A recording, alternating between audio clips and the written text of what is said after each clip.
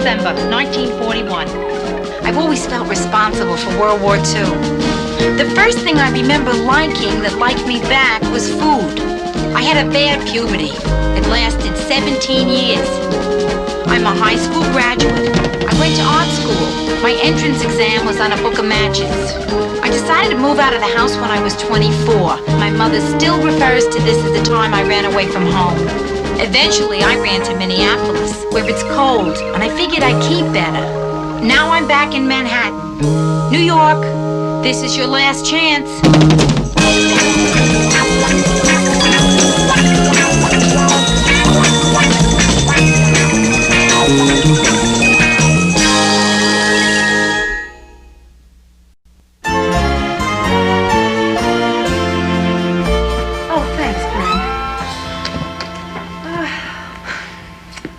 I can't believe it. You know, it seems like just yesterday you moved in, and here you are moving out to get married. Yeah. Well, someday it's going to happen for you, Brenda. You meet a wonderful guy, fall in love, decide to get married, and be just as nauseous as I am right now. Oh, that's Joe for the trunk. Listen, can you... I got it. Thank you. Hi, Joe. Hi, honey. Hiya, Bren. Hello, Joe. I'm going to miss that around here, too. The lingering scent of Aqua Velva. Truck's ready, huh? Yeah, all ready, Joe. Listen, why don't I get Carlton to give you a hand? The doorman? Yeah. No, he's really loaded again. What do you mean, really? He just blew his whistle to hail me an elevator. Hello? This is Carlton, your doorman, from your lobby, you know. Good, Carlton. You know where you are. What is it? There's a strange woman on her way up. A strange woman? Why didn't you find out who it is? I know who it is. It's your mother. Thanks. You know, it might be my imagination, but I think I'm starting to smell scotch coming through this room. Hey, what's Ma doing here? She's probably coming to reopen negotiations. There's nothing to negotiate. We decided to get married quietly in the judge's chambers, and that's it. Right, Joe? Hey, it's up to you. I'm staying out of it. I'm still getting over my first wedding. Bad, huh? Well, I knew I was in trouble when the minister said you may kiss the bride, and she said, don't smear my makeup.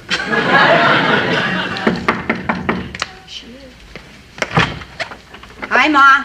Hi, Rhoda. Hi, Brenda. Hi, Ma. Hi there, son-in-law. Hi, Ida. Tell me, Joe, you nervous about Sunday? Well, you know, some men on their wedding morning wake up with crazy thoughts in their head like, should I go through with this? Let me reassure you, you should. It's really going to be fun having you for a mother-in-law, Ida. Why don't you ever talk to me like that? Ma, when did I ever give you the impression that I didn't think you were fun? Okay, Ida, let me get this trunk out of here. Joe, lift with the legs. Don't strain yourself before the wedding. I'll see you later, Rhoda. Yeah, bye, Joe.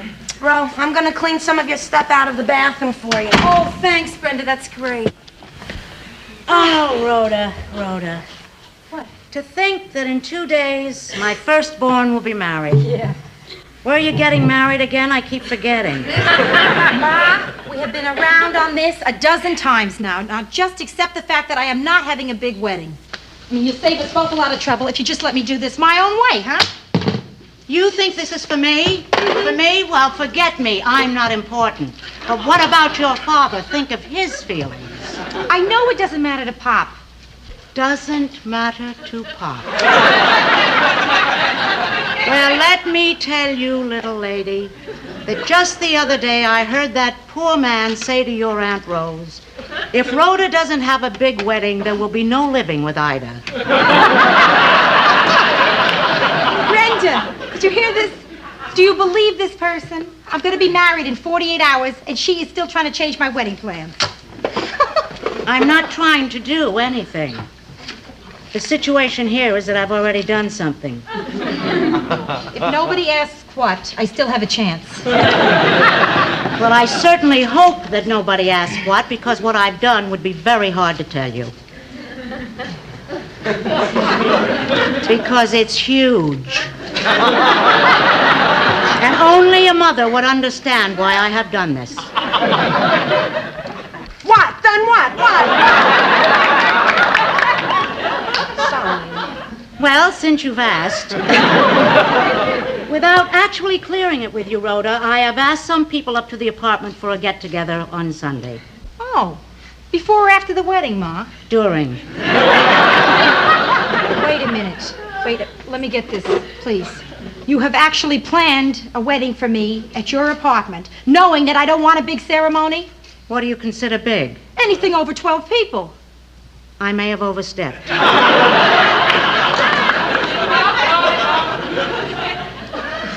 How many, Ma? Not counting musicians, 79. Overstepped. You are awe-inspiring. Yeah. You know, in a crazy kind of way, she may be a great woman. You can't do this, Ma. You really can't. Yeah, you're not going to force me into this. I mean, you can do a lot, but this you can't do. No way. You have I'm really not doing overstepped it. You yourself. understand? Ma, I'm going to have my marriage the way I want to have it, the way I planned it originally, no matter what. Because this time, it isn't just another day in my life. It's my wedding day, and that's it. So, what's your decision? Who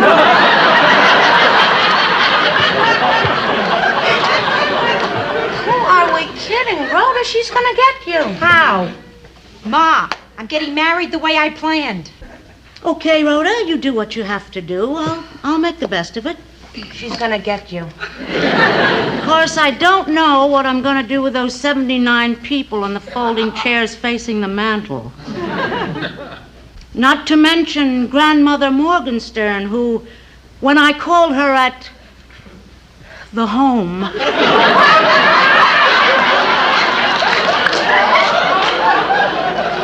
to invite her to your wedding, said that she never thought that she'd live to see you get married. I just hope the disappointment doesn't...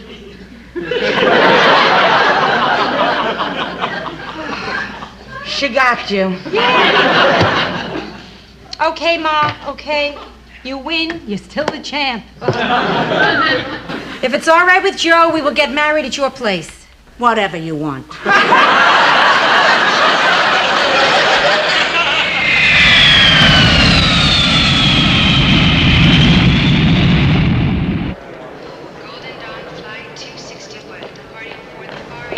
Mary! Oh, Rhoda! Mary! Hi. Oh, Mary. Oh, wow.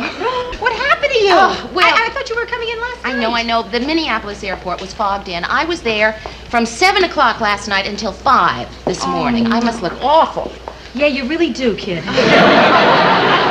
I hate to gloat, Mare, but for the first time in my life, I think I look better than you do. Oh, Rhoda, I've really missed you. You've missed me. I've lost my only link to classy. Ah. I'm so glad you're here. I really, Mary. Oh, boy. Mary, this is weird, but I think I see a man leaving this way that looks just like you.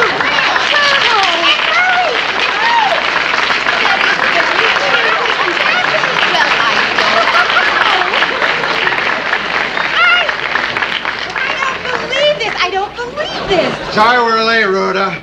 We wanted to freshen up a little. Oh, I'm so happy for you, Rhoda. Oh, Mary Lou. Wow, Lou, what a hug. That is no longer a hug. You are now holding him up. What are you guys doing here? Well, they drove me to the airport, and we sat around talking about you and the wedding. Yeah, they gave us free liquor. We toasted you a few times. And a few more times. And then Mr. Grant said everybody should do at least one dumb, crazy thing in his lifetime, and this one agreed. And here we are. Hey, it's crazy, isn't it? And I'm not a guy that does crazy things, right? Oh, but I'm so glad you did it. Because now 3 of my favorite people in the world are here for my wedding.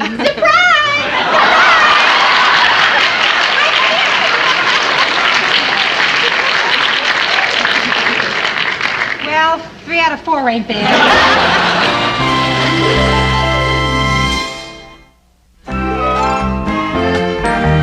I'll go get our luggage, Lou. I have my claim checks right here. So I'm going to go outside and start pleading for a cab. Nonsense. I reserved a car. I'll drive you. That way, I can point out various landmarks of historical interest. Wait, Phyllis, you were going to show me New York? Actually, I was thinking of Mary. You can sit in the back with Lou and Murray and talk about sports. I just remembered, Lou. We don't have any luggage. I do. Mary must have a suitcase. Where's your stuff, Mary? Yes, it's white. Mr. Grant has my initials on it. No, wait, no, I didn't bring that one because the handle was broken. I'll find it now that you've narrowed it down for me. I'm looking for a suitcase with your initials not on it. I have several pieces, all brown. Brought everything in paper bags, huh? Hey, you want me to get them for you, Phyllis? Oh, Murray, I can't refuse you anything. Yeah, I'll be okay as long as I don't look at that part that goes round and round. Hey, kid, I got so much to tell you. Oh. Yes, Mary, I do too. Phyllis, I just saw you on the plane. I lead a very full life. You know, Phyllis, I'm really surprised you're here. I mean, don't get me wrong. It's very nice, and I think it's terrific of you to come. But I'm just somehow surprised. I don't know why. Could it have anything to do with the fact that I wasn't invited? That might be it. Your friendship has always been very special to me, Rhoda. I wouldn't deny myself a chance to meet the man you finally hooked. I'll get the car. Can you two manage? We'll try. Always keep the clasp next to you. You're in New York now. So, tell me all about the wedding. Okay. Well, you know the simple ceremony in the judge's chambers? Yeah. Out. What? The entire scene has moved uptown to my parents' apartment in the Bronx. Yeah. At this moment, my mother is cornering the market in chopped liver. Oh, Rhoda, you're getting married at home. That's wonderful. There's more. My mother bought me a wedding gown. White, with a veil. Oh. Yeah, it took me 2 hours to talk her out of adding a train to be carried by 5 little cousins. Listen, I just can't wait to meet Joe. Is he wonderful? That's uncanny. You've never met him, and you just described him to a T. And listen, if you like his type, let me know. Oh, there's a lot more of them here than there are in Minneapolis. This is where they come from. For some strange reason, I feel like calling somebody Buana.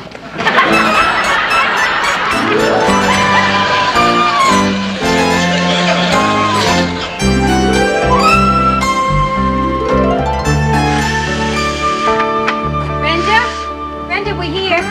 This is Mary and Phyllis. That's my sister Brenda. Hi, Brenda. Mary. Oh, I've heard so much about you. Rhoda does nothing but talk about how terrific you are. Oh. And Phyllis. She's mentioned you too. Brenda, what are you doing? Oh, when you called from the airport and told me there were extra people, I started blowing this up. Oh. I only have one extra bed. Oh, well, thanks, Brenda, but I'm going to be staying with your mother. Oh. Phyllis? Me? Sleep here on a balloon? How very thoughtful of you. As it happens, I made plans to stay at a small but smart East Side hotel. Just getting courage up to go back outside. It's a shame you went to all the trouble of blowing that up. Oh, that's okay. I can always use it for a dress form. What do you mean, getting your courage up? I had a shattering experience just now. When I parked the car, I don't want to talk about it in front of the child. Me! She means me! The child can handle it. So what happened? I was assaulted. Assaulted, Phyllis. All that happened was that a man asked us for a quarter to buy some soup. Mary, you silly goose, you don't believe that's all he was after, do you? Soup was just to give him strength for what he really wanted. The city has changed. It's not my Gotham anymore. Suddenly, it's a hostile environment. Place where I can walk into an apartment house and be accosted by some derelict lurking in the lobby. That's all right. He works here. Well, somebody's going to have to walk me to my car. I refuse to be attacked before I even get out of the building. Yeah, there's a better selection of bums on the street. Okay, I'll walk you to your car, Phyllis. Thank you, child. Mary? Rhoda, I'll see you tonight. This is all a fascinating experience. And who knows, someday we may all look back on it and smile.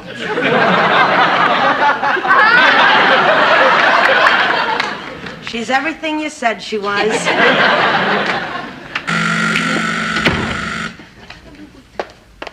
Yes. Hello, this is Carlton, your doorman. Yes, yes. What's his name? Joe is coming up. Mary, Joe's here. He's here. Oh, I know you're gonna love him. Oh, I'm sure I If will. you don't, I'll go nuts. Oh, come on. Yeah, oh, Mary. I mean, I won't call off the wedding if you don't, but I really want you to. Rhoda, I have a feeling I'm going to adore him. And I'm going to be so jealous of you that I'll be miserable for the rest of my life. Boy, I sure hope so. Rhoda, what the hell is wrong with that guy? Is he always drunk? Does he ever do anything else? Joe, this is Mary. Hello. Pleased to meet you. Oh, boy, what a day. It started out with the building inspector. The moron. He says, unsafe, unsafe. I said, of course it's unsafe. That's why we're tearing it down. That's the kind of half-wits that we got working in this city. It was a miserable, dirty job. That clown came in and he messed up everything. I got myself a parking ticket, and now that drunken doorman of yours, he tells me I gotta use the service entrance? You don't even have a service entrance. I tell you, the people in this city are getting dumber and dumber by the minute. I gotta go wash up.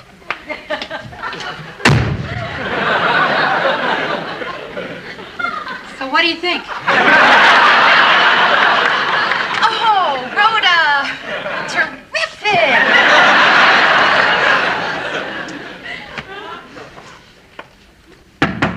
Yeah, come on in. I'm just washing up.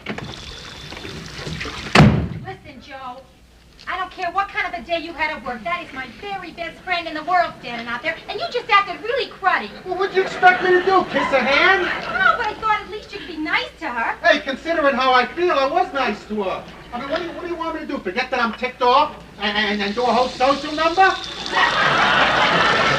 Exactly what I said.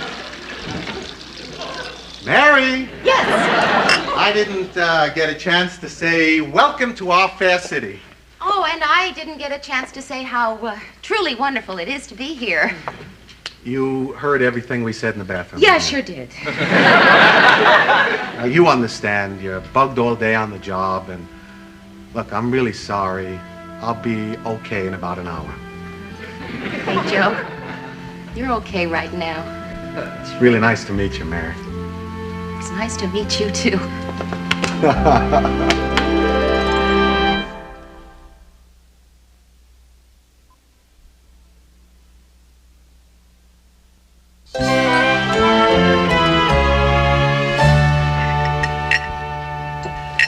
Listen, everybody, there's lots more food. I'm stuffed. If I eat one more bite, I'll die.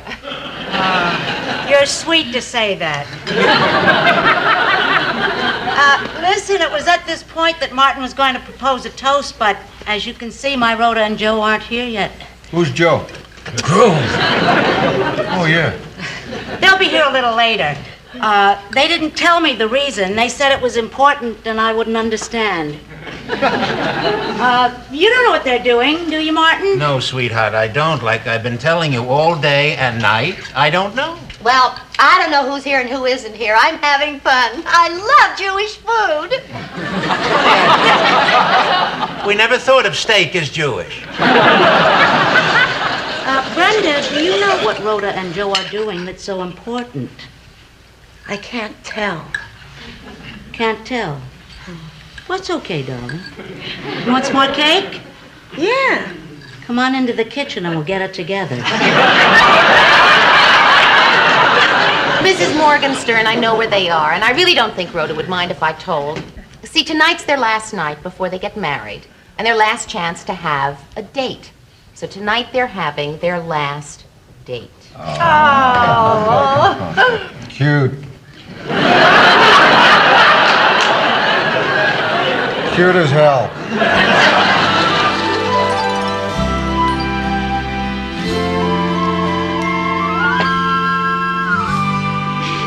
You finished? Yeah. You didn't eat anything. Yeah, but this is the last night I have to watch my weight. Joe? Yeah. Listen, no. Yeah, I want to ask you. Go ahead No, and ask never me. mind. No, Come no, on. it's hard. Why should it be hard for you to ask me anything?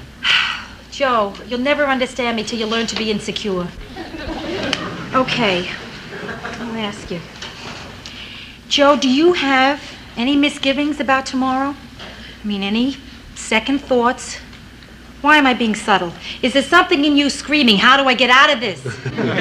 No. Joe, you can tell me the truth. Really, please. It's only natural. Okay, sure, I've had a few thoughts. What? But it doesn't mean anything. Oh, come on. Haven't you had a few minutes where you were worried whether you're doing the right thing? No. No, not one. But I spent a lot of time wondering if you're doing the right thing. Oh, Rhoda. Yes. Joe, there's a lot you don't know about me. Like a lot what? of stuff. Okay, I'm going to tell you.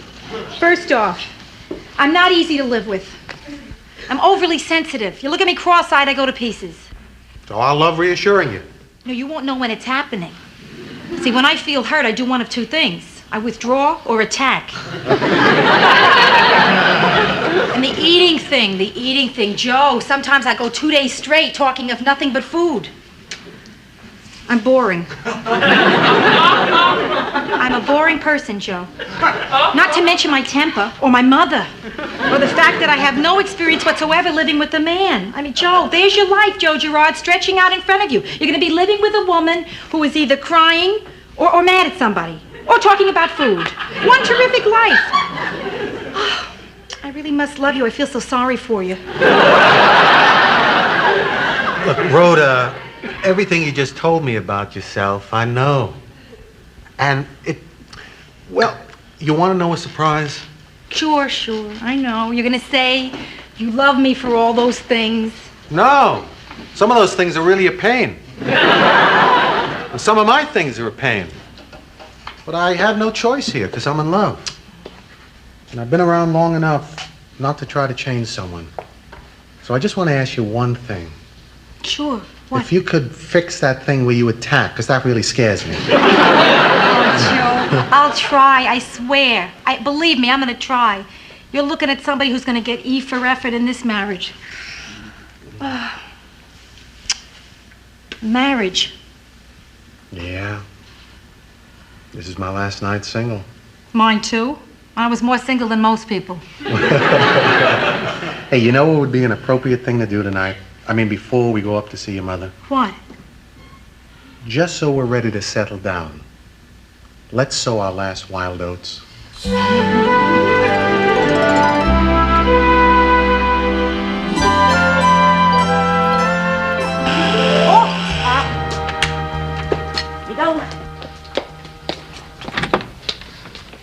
Hello, is this the Morgenstern resident? Could you speak up a little, honey? I am speaking up. Well, then maybe we ought to stand closer together. Is Rhoda home? Who are you? Oh, I'm Georgette, and I have an invitation to the reception, and I know it's not until tomorrow, but I'm here already. I wondered if I could help with anything. Of course you can. Come on in. You can help us eat some food. Rhoda will be thrilled to see you when she gets home. You must be so relieved, Mrs. Morgenstern. What do you mean? Rhoda told me that if she wasn't married before she was 35, you said you'd take all your clothes off in Macy's window.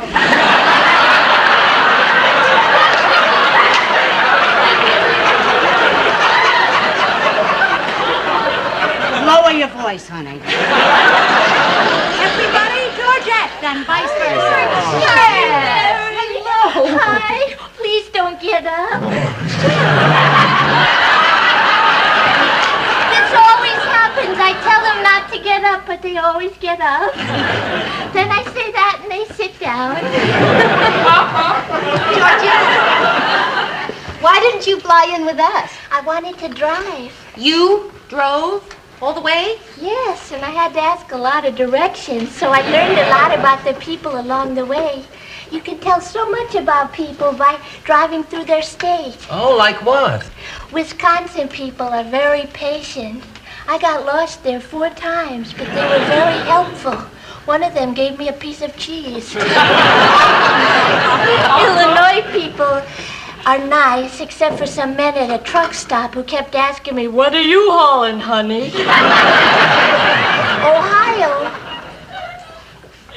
I don't remember Ohio. In Pennsylvania, though. Georgette.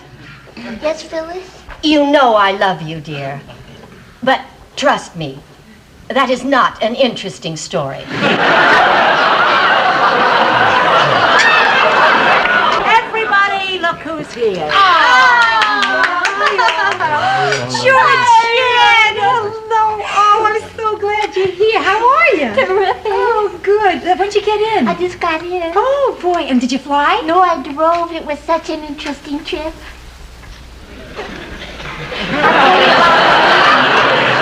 Yeah, sure. So, how was the big date? You know I love romance, Rhoda. Tell me what you did. Well, I don't want to hear about it. Girls, let's go in the other room. I can't take all this smoke. Yeah, it's too smoky. Let's get out of here. Oh, good. Just in time to clear the table. I'll help you. You are getting married tomorrow. Yeah, Mary. I sure am. You know what I was just thinking about? Of course I know what you're thinking. You're thinking about all the old times, weren't you? They were good times. Wait, everything doesn't seem so great. How about some of those dumb dates? Oh. Hi! Hey, I think I'm gonna sneeze. Achoo! Did you ever have a blind date make fun of your entrance? Oh, gosh, no. Thieves, that's the word. Thieves. Like the last guy. Arnie the exterminator. Used to pick you up in that van with the picture of the bug lying on his little feet up in the air and the wreath on his chest. It was disgusting. Mary, now just look, exterminating is an honorable profession. Okay, all right, it's not just the job. Rhoda, the man was always asking you to lend him money. Just until termite season. Allow me to introduce myself. I'm another person in the room. Rhoda Morgenstern. Oh, how would I know? How do you do? And this is my date, Mr. and Mrs. Armington. You really think I'd make a derogatory remark about a person just because he's a shrimp? You see what I mean? The drugstore's closed, so I guess I'll quit smoking again. Hi, got a cigarette? Eric, I'd like you to meet my friend Rhoda Morgenstern. Rhoda, this is Eric Shrimp.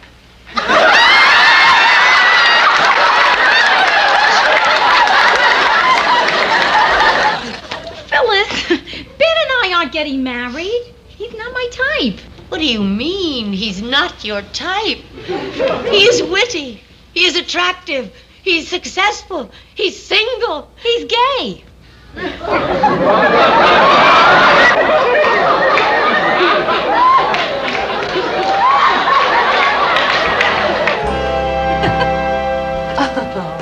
Finished talking about me? We weren't talking about you. Oh, come on. Phyllis. Well, I just feel so excluded. I mean, I don't seem to have any real function here. You didn't pick me to be a bridesmaid. I'm not having bridesmaids. There's always an excuse, isn't there? The point is, I'd really like to do something to help. Please. Well, you know, tomorrow everybody's going to be very busy, and I don't like the idea of a limousine. So, since you rented the car, you want to pick me up? Sure. Oh, and I don't mind the inconvenience. I think it's the least I can do considering all the great times we had together. What times were those? I wrote her. It's after 12 o'clock. It's our wedding day. Oh, how wonderful!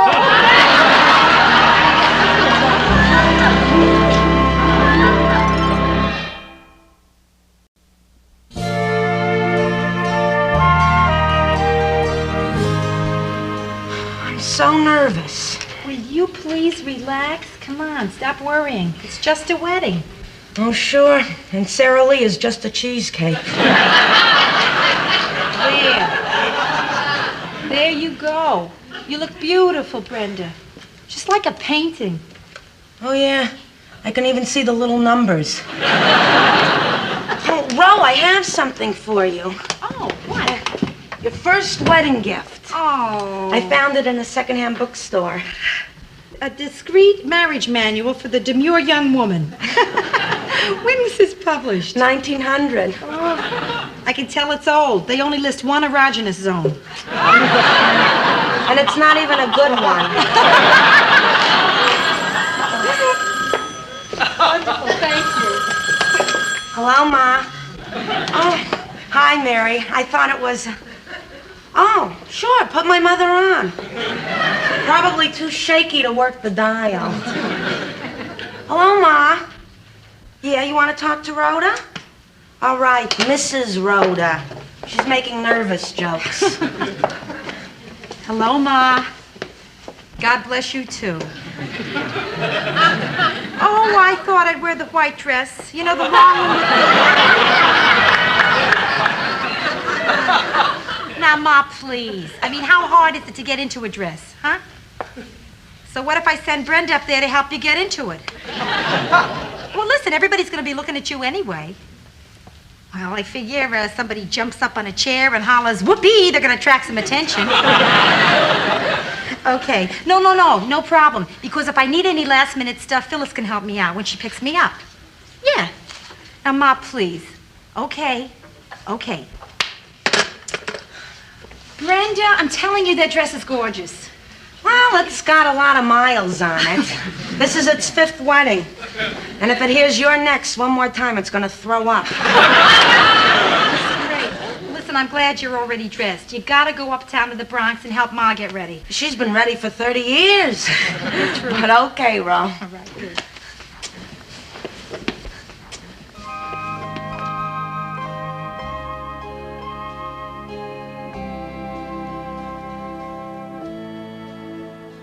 No answer, huh? Are you sure you're ringing the right room? Mrs. Lindstrom in 208. Oh, I guess she must be on her way then. No message, thank you. Carlton, the doorman. Yes, Carlton, this is Rhoda. Now, I'm waiting for a blonde woman, slightly overdressed, a little too much makeup, looking like she's in a hurry. Have you seen anybody like that? Seen him. I kicked 3 of them out of the lobby last night. No, Carlton, this is a friend of mine. I'm waiting for her to take me to my wedding. Carlton, I'll be right back. Hello. Oh, hiya, Brenda. No, I'm completely ready here. It's just that Phyllis is very late. Yeah, is anybody there yet? Standing room only, huh? They weren't going to miss this one, were they? No. Listen, I'll call you the minute Phyllis gets here so you know when we're leaving. Yeah, so long. Carlton, you still there? Hello, this is Carlton, the doorman. Yes, Carlton. Now listen to me, please, carefully. Now, this blonde friend of mine has a dark green car. She might be having trouble finding a parking space. How's the traffic? Traffic? Yep, it's out there. Listen, I'm going to come down there and look for her myself. Oh, good. It'll give me a chance to kiss the bride. Carlton, there's a buck in it for you if you keep your hands off the bride.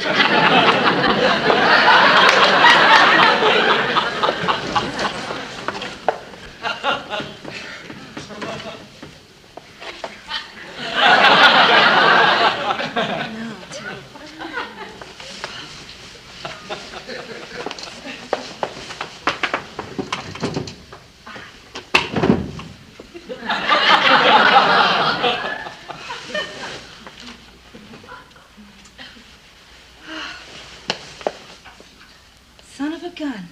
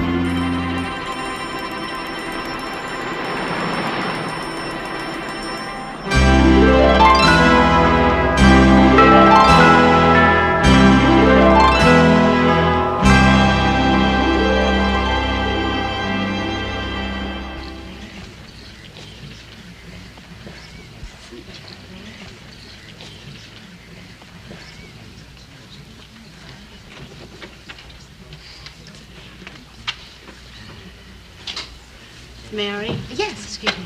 Mary, do you think anybody has noticed that Rhoda isn't here yet? Yes, I think they all know. I mean, the ceremony was supposed to start an hour ago. Uh-huh.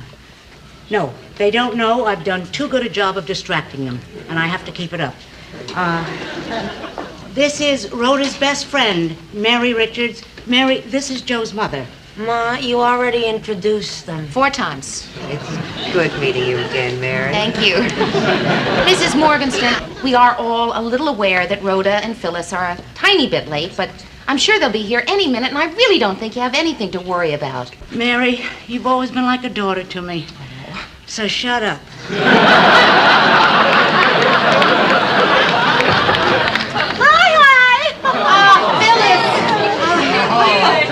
You don't know how glad we are to see you. My, what a reception. Apparently this dress is everything the lady at Bergdorf said it would be. Phyllis? Yes, Mary. Where's Rhoda? I don't know, I just got here. Oh, my Lord, I was going to pick her up, wasn't I? Phyllis, how could you? I'm sorry. She forgot to pick her up.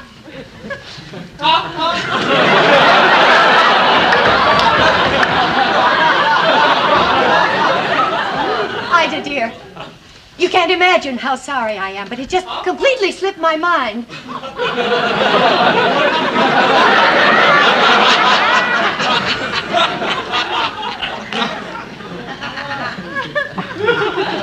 You know, I wouldn't do anything like this intentionally.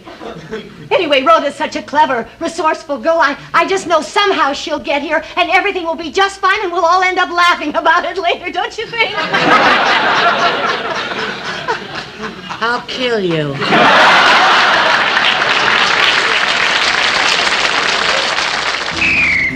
Taxi! Taxi! Taxi! Taxi!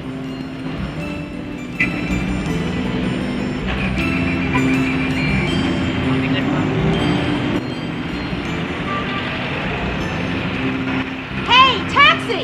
Hey! Hey, taxi! Hey! Over here, cab!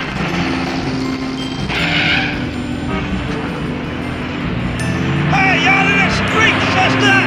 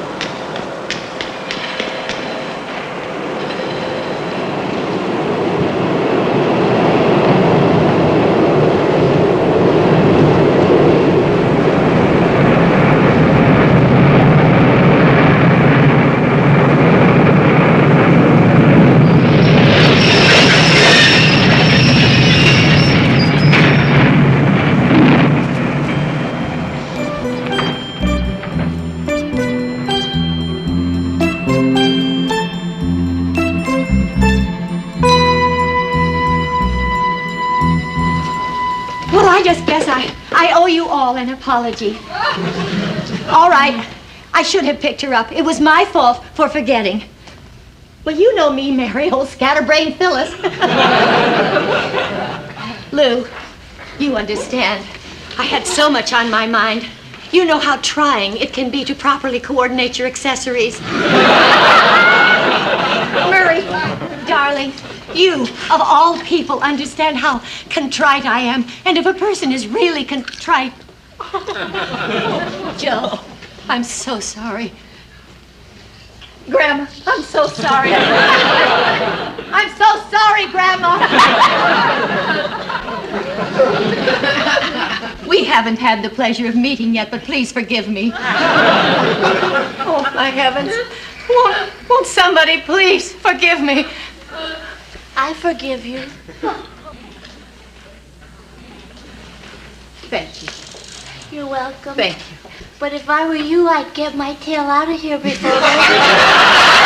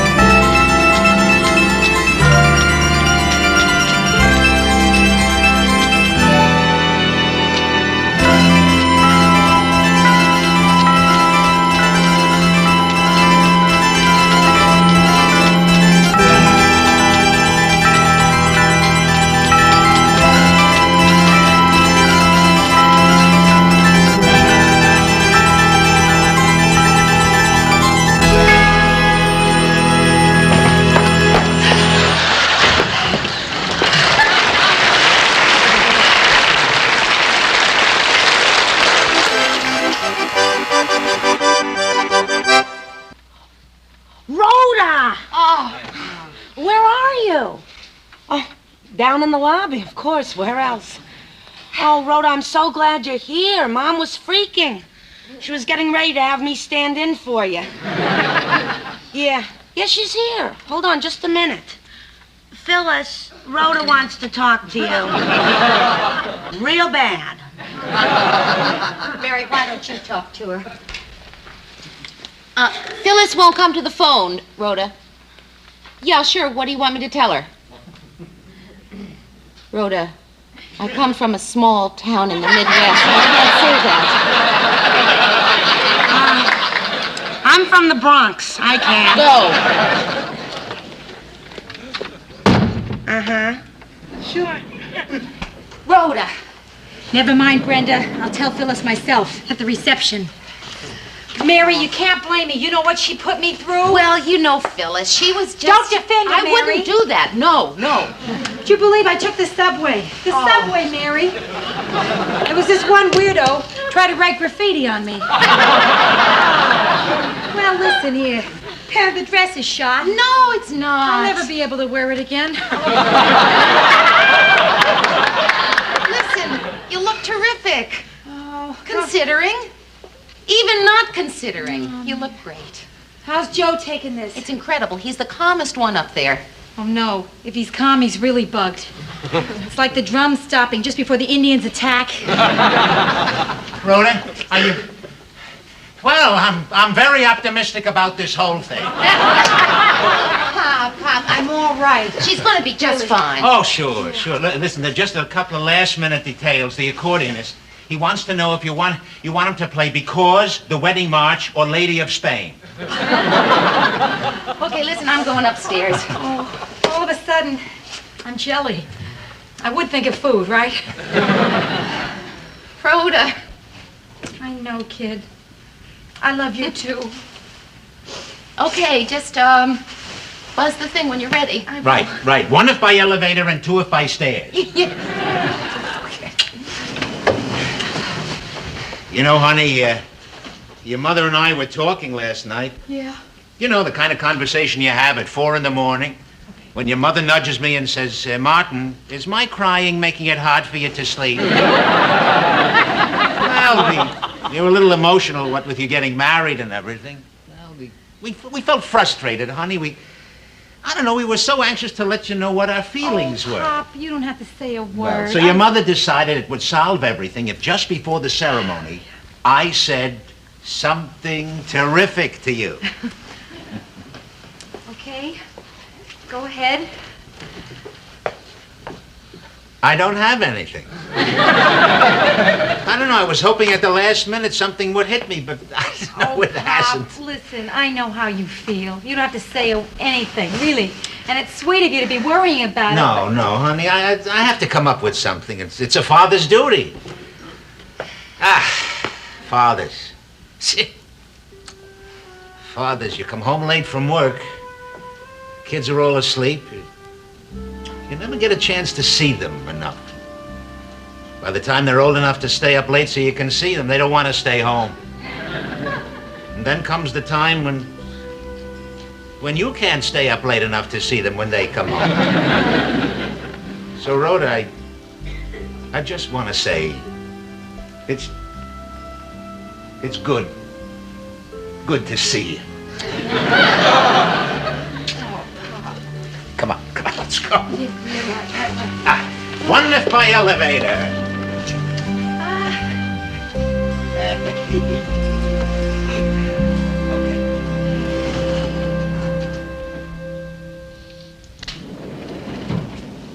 Rhoda, your bouquet. I left your bouquet in the icebox. You wait here, I'll get it. Okay.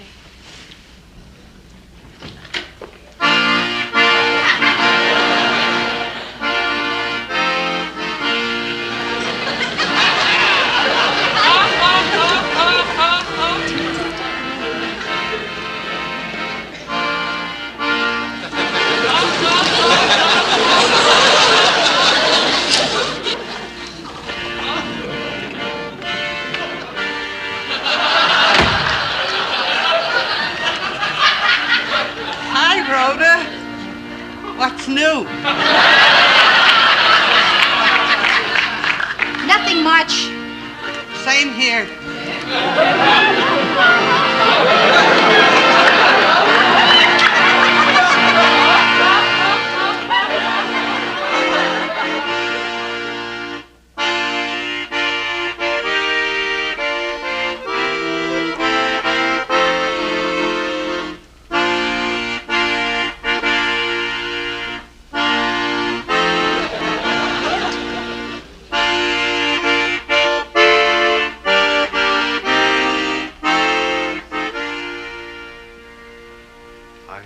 Hi. Don't smear my makeup. Family and guests. Rhoda and Joe have chosen to write their own wedding ceremony and marriage vows. What's wrong with the one God wrote?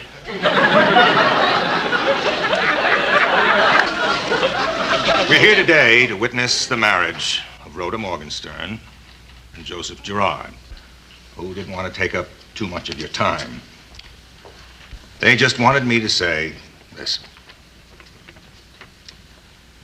When two people love each other, it's natural that they want to share each other's lives. Because love is what matters most. It doesn't solve everything. It doesn't promise everything. It just matters. Now they'd like to say something to each other.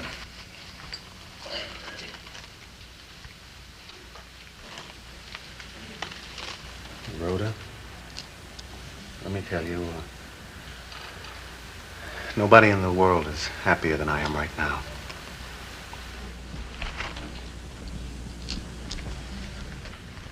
Joe, you know, don't you? Whatever it is I've got to give, you got.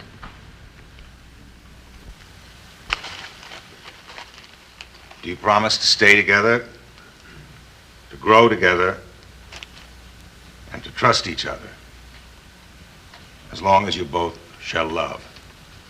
I do. I do. By the authority vested in me by the state of New York, I now pronounce you married.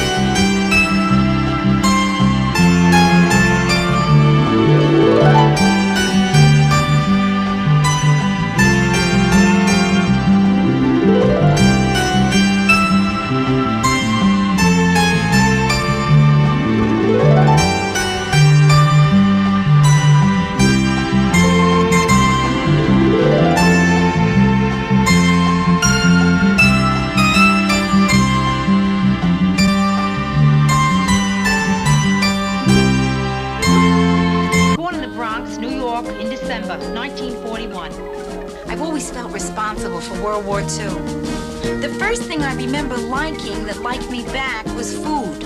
I had a bad puberty. It lasted 17 years. I'm a high school graduate. I went to art school. My entrance exam was on a book of matches. I decided to move out of the house when I was 24. My mother still refers to this as the time I ran away from home. Eventually, I ran to Minneapolis, where it's cold, and I figured I'd keep better.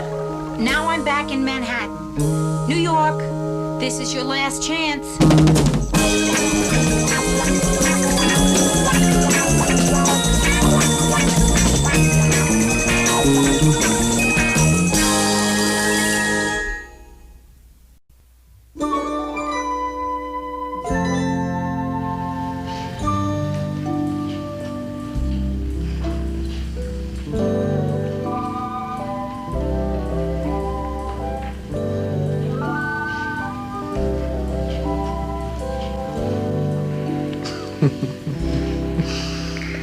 Hello. Hi. I didn't mean to wake you up. Oh, yes, you did. Yeah, I did. You didn't have to. I was already awake. Then how come your eyes were closed? I was just thinking back to all the nice things that happened. Like what? Oh, like about an hour ago. I remember it well. You know something, Joe? What? Here we are, one day married. Mm-hmm. Nothing's different. I mean, well, one thing's different. For the first time in my life, there's a stomach muscle that's relaxed. I'm really glad we didn't go away for a honeymoon. Oh, yeah, me too. I figured if we would have gone somewhere, we'd just be getting there now. This way, we've already arrived. All right. And the view would be just the same anyway, right? Hey, you're not sorry we didn't go somewhere, are you? Like a resort hotel or something? Oh, no. You know what I like? What? Where you pack a lot of heavy sweaters, you jump in the car, you drive up to New England. Just when the leaves are starting to turn, first frost in the air, you rent a cabin in the woods, set a roaring fire, and then you lie in front of it with a glass of wine. Gee, I've never done that. Neither have I, but it sounded good, didn't it? You want me to fix your breakfast? Nah. Ever? Hello, happiness. Oh, Joe. Yeah? Isn't it nice to know that as happy as we are today, there's someone who's even happier? My mother. Oh, yeah. She sure was happy yesterday. Oh. Say, what was she hollering to us when we drove away? Oh, who knows? Probably some final words of wisdom like, be sure to have a hot meal first. Hey, you know what? Let's try never to do anything routine. Right. I mean, just because we're married, let's not jump out of bed at the last minute and grab coffee and, I don't know, run. Let's do this every day. Oh. Okay? Okay, yeah. Except, Joe, we might not always be awake like this at 4:30 in the morning.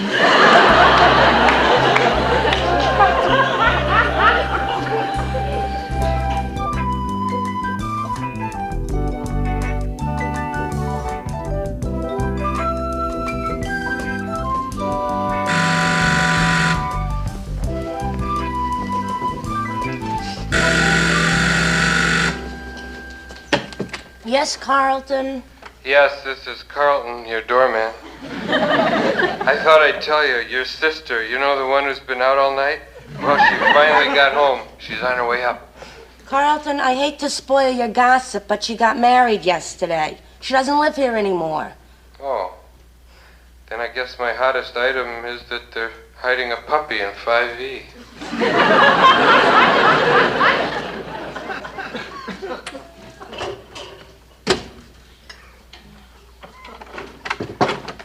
Hi, Brenda. Hey, it's Mrs. Gerard. Yes, it is. Mrs. Gerard. I bet it feels funny hearing that for the first time. What first time? Ma kept introducing me like that all last night. This is Mrs. Gerard, thank God.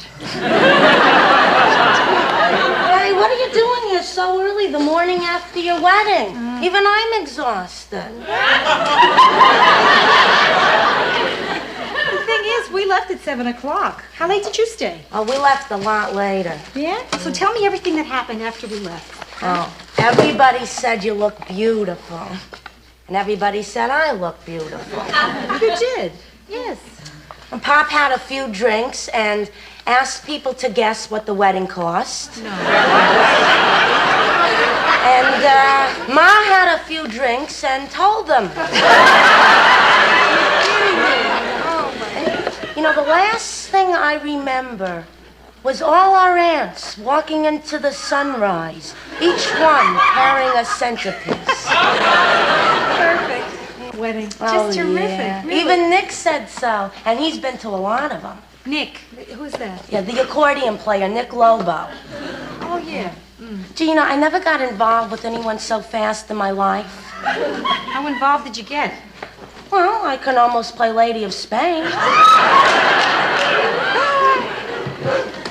Hey, you want something to eat? No, Brenda, listen. I just came by to get these wedding gifts out of your way and to return your key to you. Oh, Ma's been trying to reach you. She called me because she didn't want to disturb you on your wedding night. Yeah. She probably wants to know if I fainted. Well, I'll talk to her later. Unless this is her, in which case I'll talk to her now. Hello? Yeah, it's me.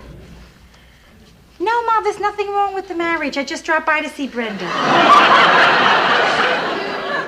Well, to tell you the truth, married life seems to agree with me so far. Yeah. Ma, I know there's more to it than just that. Listen, I'm pressed for time here. Could you tell me what you want? What do you mean a wedding gift? You already gave us a wedding gift. The wedding. Funny, I never thought of that as my gift to you.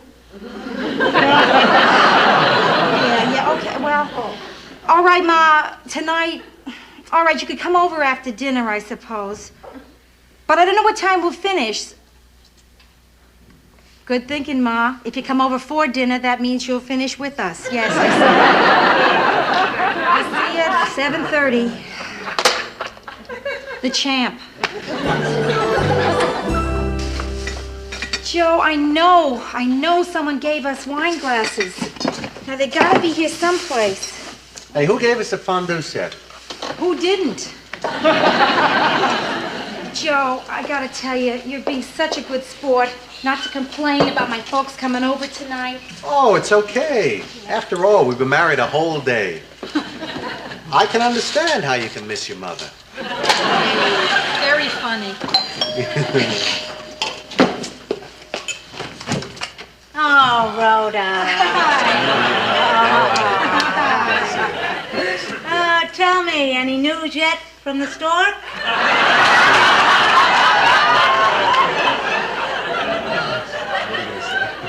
Ma, there's only one heartbeat in here. Mine. Hi, Joe. I noticed when you came in, you just have Mr. Joe Gerard on the mailbox. You'll have to get some new cards. That also includes your front door. That's right. Later, Joe, she'll check the name tags on your underwear.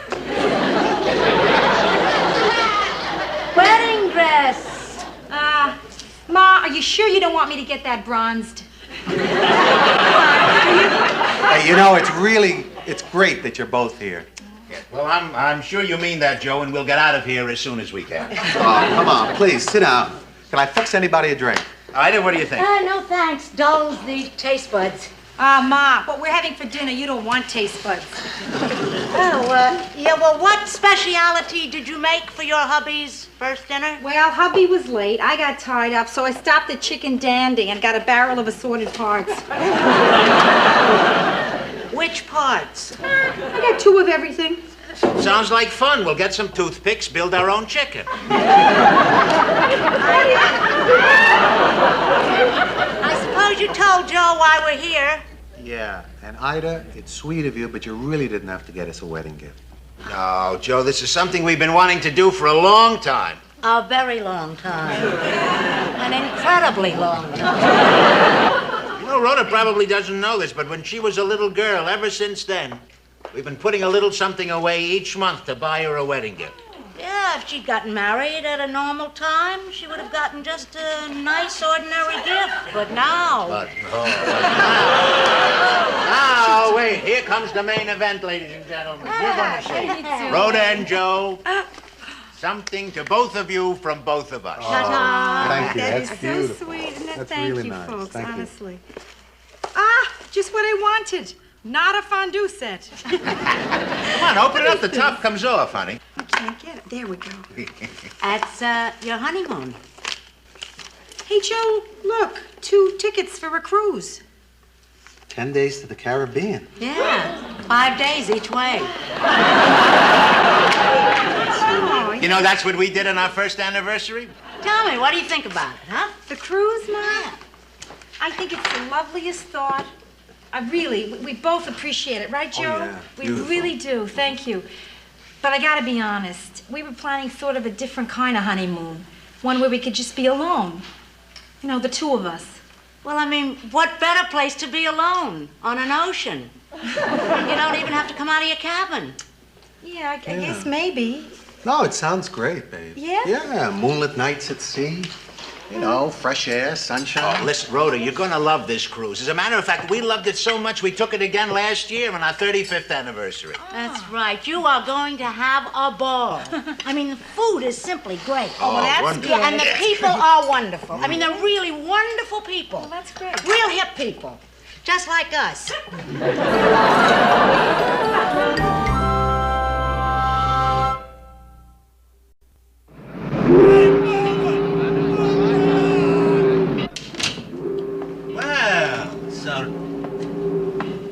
So this is it. Well, I kind of thought Rhoda and Joe would be here by now. No, if they were here, we would see them.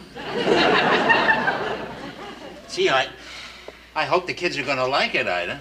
Oh, listen, they're in love. They'll like anything. Look who's here, Brenda.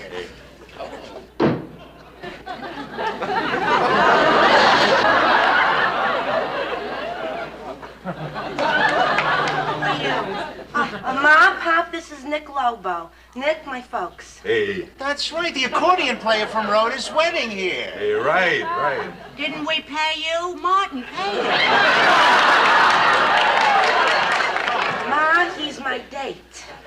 Oh, a musician. Yeah, right. And what do you do for a living?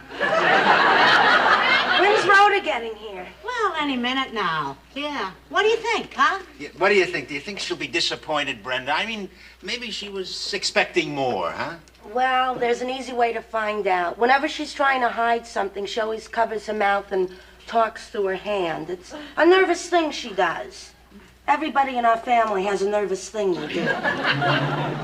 Hey, don't worry about it, Mama. She'll like it.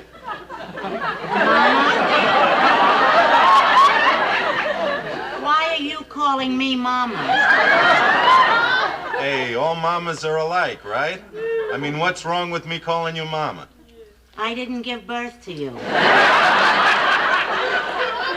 Good point, Mrs. Morgenstern. And don't bend over when you talk to me. Bye. I'm glad you 2 hit it off.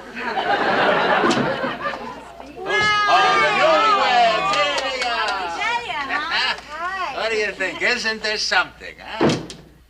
Something wonderful. Nice. Yeah, it's absolutely wonderful. Did you catch it, Ma?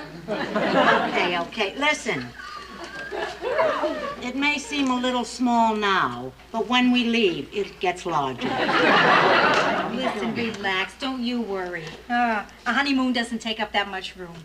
Hey, son of a gun, you're going on your honeymoon, eh? Hey. Who are you?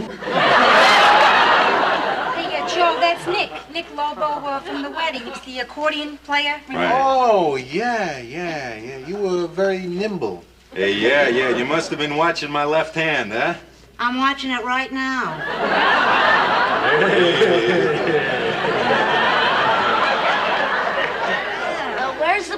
porthole, Ma. There's no porthole? Who needs a porthole? Yeah, especially below the waterline. What? Listen, let's open the champagne. Yes. What do you say? Yeah, why don't you do that? Joe and I are just going to step in here for a minute. That way the cork will have room to come out.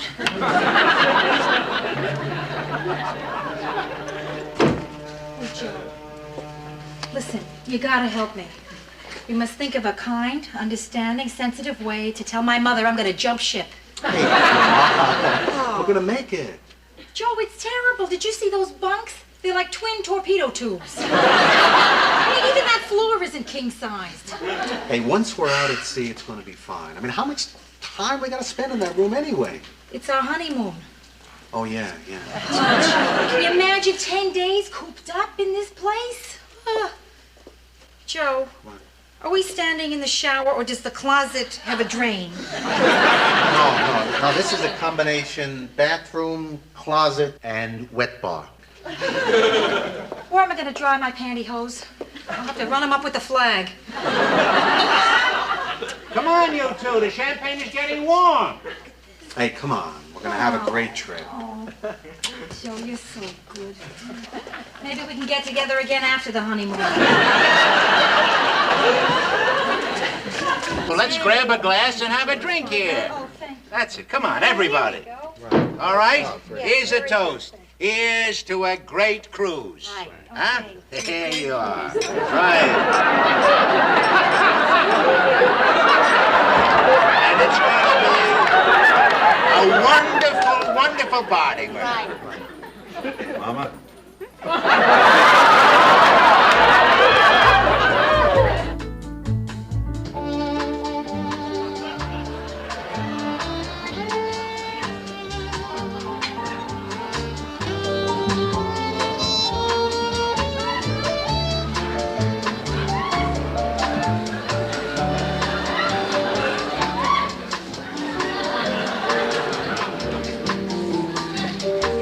Joe, we're the only people on the entire ship under 70.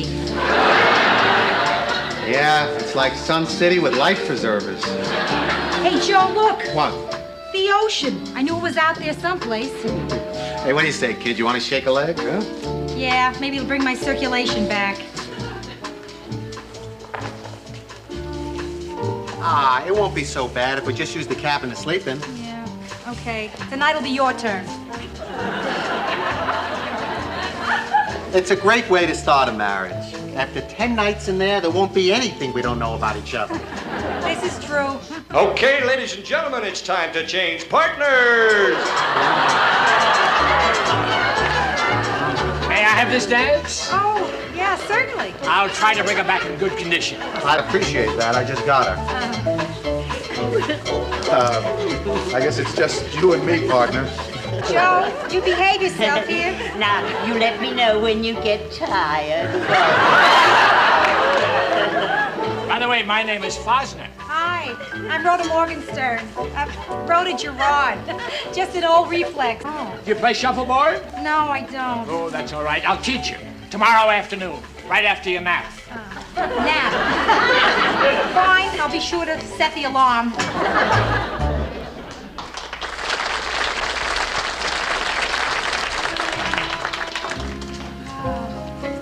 Do you suppose my mother planned this so nobody would look better than me on my honeymoon? What do you say we sit this one out, huh? Yeah, I want to save a little something for shuffleboard. Table 14. Yeah. Oh, there it is, Joe. Oh.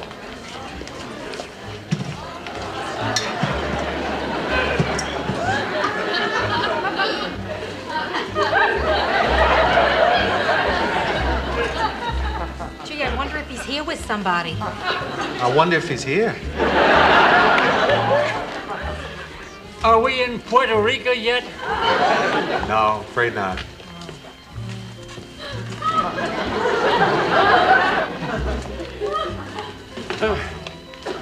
Hi. Hi. Boy, that dancing really knocks it out of you, doesn't it? I can't keep getting exhausted like this. Why not? It's a vacation. You should have some fun.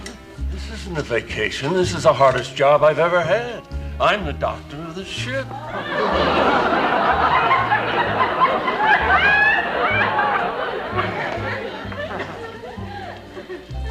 He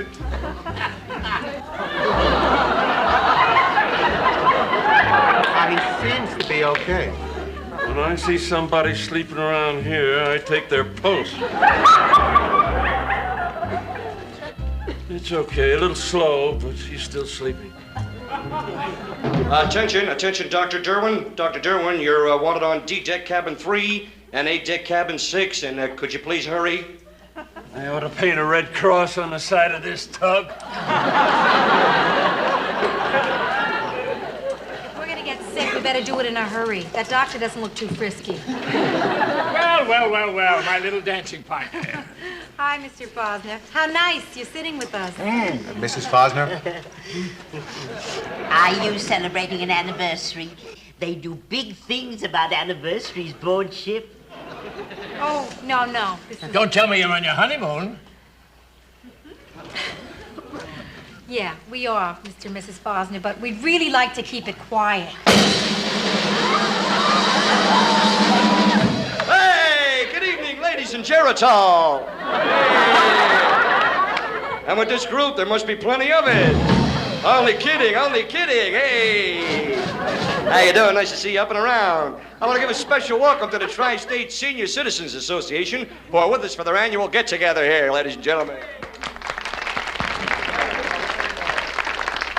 That's marvelous. With this group, a get-together as if they can walk toward each other. Hey, only kidding. Wait a minute. Oh. A little duck told me this secret wine tonight is honeymoon. Joe and Rhoda Gerard, where are you kids? Who told them? I think that little duck was my mother. Wait a minute, I see him. Spotlight on table 14, please. Well, Joe and Rhoda Gerard, so you kids are on your honeymoon. Isn't that lovely? How long you been married? A week. About a week. Good memory, Joe. Hey. And Rhoda. I've been married about a week also. A week. Oh. Hey. But seriously, folks, as is our custom here aboard ship, Joe and Rhoda are going to dance their very first dance alone. No, they're not. No, they're not. Hey. Let's give them a little encouragement here, folks. Little encouragement. Oh, come on, honey. You gotta. Oh, come on. If you want to encourage me, I can encourage you all night. Okay, we'll do it. Oh, they're going to do it, folks. They're going to do it. Beautiful. Maestro, if you please. Oh, how we dance on the night we were wed. I needed a wife like a hole in my head. Boy, this is gonna be some trip. He touched me. Why don't you just waltz me slowly toward the exit? Good idea.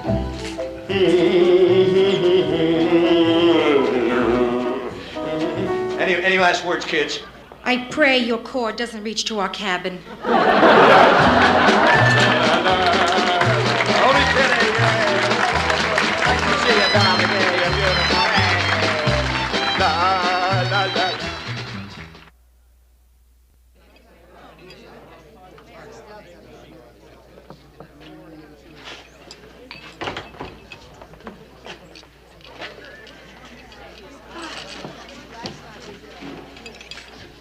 Can you believe the first stop on a Caribbean cruise is Baltimore? I've never been so happy to see Baltimore in my life. Joe, did you happen to see tomorrow's schedule of activities for the boat? No. Oh, it's going to be a heavy day. They're having a polygrip seminar. And later, an amateur limbo contest. Yes, that ought to keep that doctor busy. I think they're calling us. Yeah, I heard him. Right. I guess we better be getting back on board. I suppose so. You wouldn't want to miss the boat. Nope, sure wouldn't. No. Let's have a drink first. Great. Bartender, can we have, let's see, 2 screwdrivers with fresh orange juice? I'm sorry, sir, but fresh oranges are out of season. Well, wait.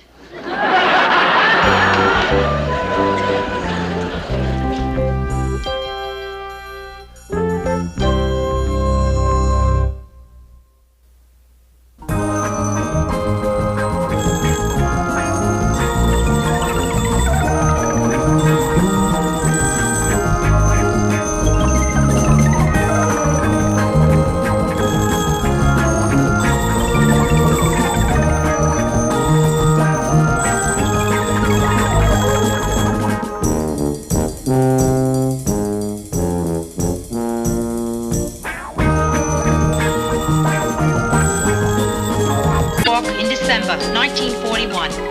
I've always felt responsible for World War II. The first thing I remember liking that liked me back was food. I had a bad puberty. It lasted 17 years. I'm a high school graduate. I went to art school. My entrance exam was on a book of matches. I decided to move out of the house when I was 24. My mother still refers to this as the time I ran away from home. Eventually, I ran to Minneapolis, where it's cold, and I figured I'd keep better. Now I'm back in Manhattan. New York, this is your last chance.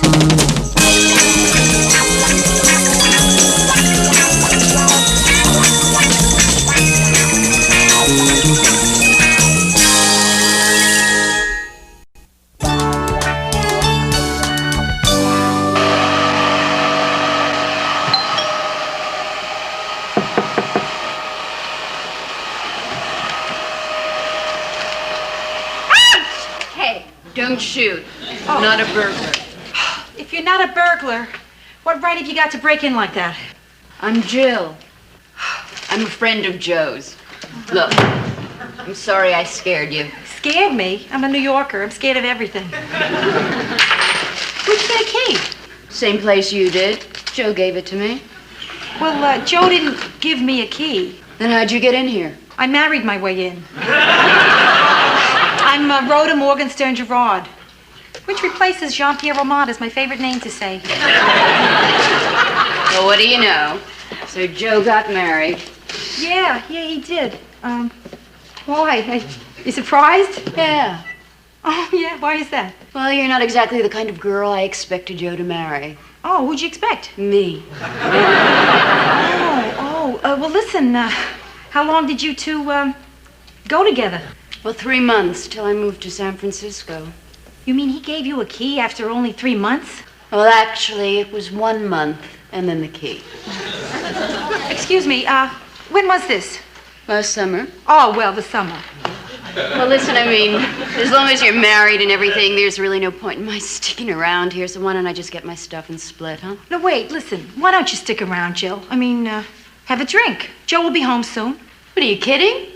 I mean, why would you want one of Joe's ex-girlfriends to stick around? I was just trying to be sophisticated. To tell you the truth, I didn't feel so hot. But look, Jill, we are both grown-ups. I happen to be a couple years more grown-up than you. But, please stay, huh? Yeah, well, I wouldn't mind a drink. Okay, good. What do you want? I'd love a vodka on the rocks. Okay, vodka. Oh, boy. I'm sorry, Jill. We seem to be out of vodka. That's impossible.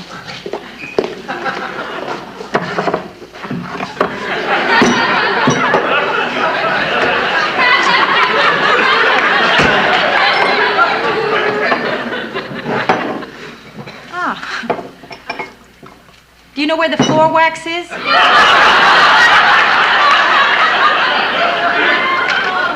No. I do. Congratulations. Oh, boy, it's a good thing I stuck around. You know, I would have forgotten my painting. Oh, that painting is yours? Yeah. Oh. How about the fish? That's Joe's. Joe's? Too bad. Hi, honey. I'm home. Or in this case, hi, honeys. I'm home. Hi, Joe. Surprise. Jill. Jill. Hi. Hi, Jill. Hiya, Joe. Rhoda, did you meet Jill? Of course you did. This is sort of awkward for me. Why? Well, no. Only kidding. It's not awkward at all. So, Jill, did you meet Rhoda? Yeah. Of course you did. Congratulations, Joe. I hope the two of you are going to be very, happy. Thanks, Jill. Bye. My life's ambition is to wear white pants like she had on. That was a 30-pound girl you had there, Joey. What do you go for us slim chicks, huh? Well, look, there was a period in my life after my divorce when I was sort of, I know. you I sort of expected it. I suspected something. I was going through the checks. Seemed very strange indeed that a person would have a charge account to a locksmith. Hey, wait a minute. This didn't bother you, did it? Huh? No. Huh? No, really not, Joe. Listen, I found out where you keep our vodka.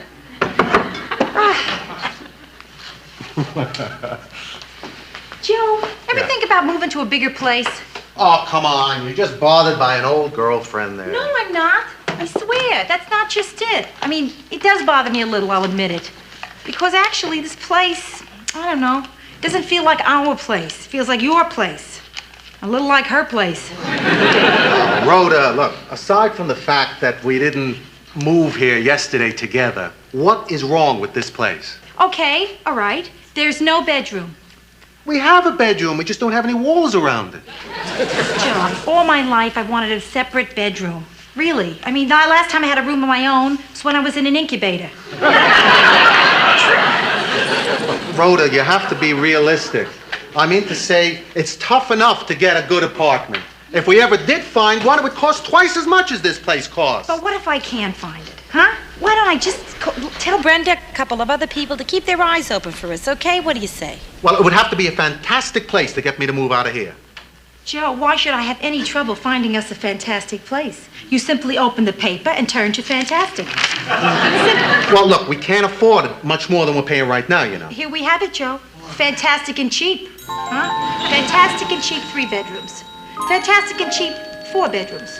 Fantastic and cheap 5 girls. What? Oops, that's a massage parlor. Fantastic and cheap 12 bedroom.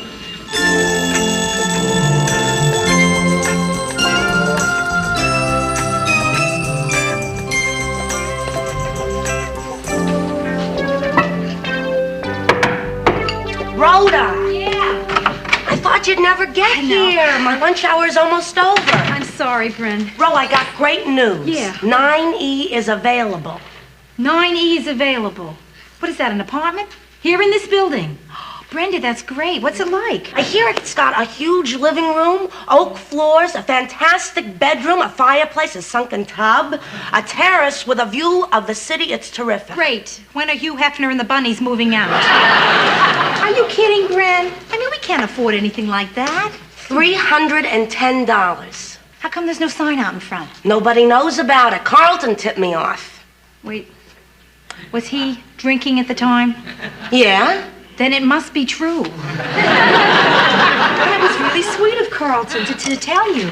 Oh, not so sweet. He wants a bribe. Oh. But, Ro, you gotta take this apartment. Easy now, Brent, wait. I gotta see it first, right? Then I gotta show it to Joe. Then Joe will want me to look at other places. But, Ro, there's no time. Tomorrow the forensic signs go out. It's gonna look like a land rush around here. Okay, yeah. All right, we better look at it right away. Oh, Ro, it would be so great to have you living here. I've really been down in the dumps since you moved out. I could tell. I saw the empty ding-dong cartons in your garbage. Hello? Hello, this is Carlton, your doorman. Carlton, this is Brenda. And this is Carlton. Right. Carlton, listen, my sister's interested in 9E. Oh, is she, gonna take care of me? Okay, Carlton, how much you want? How much you got? Come on, name a figure. $27,000. Too high, huh? Carlton, listen. How much do you want just to show me 9E? Will you buy me a bottle? No, but I'll give you $1. Oh, good. Then I can buy 2 bottles.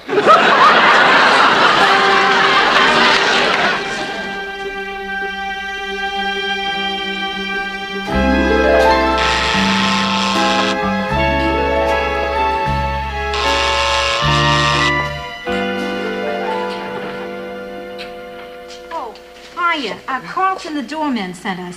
Oh, you said 2 Faro chicks was coming now. Well, until they get here, can we look around?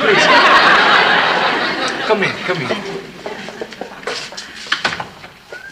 My name is Luis Alvarez. Hi. What's your name, beautiful person? Rhoda Gerard. I'm beautiful person's sister, Brenda. Whatever. So, Ro, what do you think? I think it's the most fantastic apartment I've ever seen in my life. Listen, don't let Carlton hear you say that. He'll charge you more bribe. More? For this cruddy dump? Listen, I don't mean to be nosy, but, why are you moving out? My wife and I is getting a divorce. Oh, I'm sorry to hear that. That's too bad. Yeah. Well, oh. Listen, sweetheart, can we talk? That's all we do, is talk. But this time, I think we can work it out. Well, maybe tonight. Now I've got to get going. All I'm asking is a little conversation, a chance to talk with you. I'll see you tonight, honey. Boy, after tonight, you may not be leaving this apartment, huh? Oh, no, I've got to get out of here. If my wife finds out about her, I'm going to be in big trouble. My wife says I'm cheating. My girlfriend says I don't spend enough time with her. I'm going to tell you something. There's no way to please a woman, man. So, beautiful person. Busy tonight? Yes, very. I'm married. That's okay. She is too. Yeah, I feel like I'm watching all my children. Hey, you a cop? What are you talking about? I just asked you if you're a cop. How did you know I'm a cop?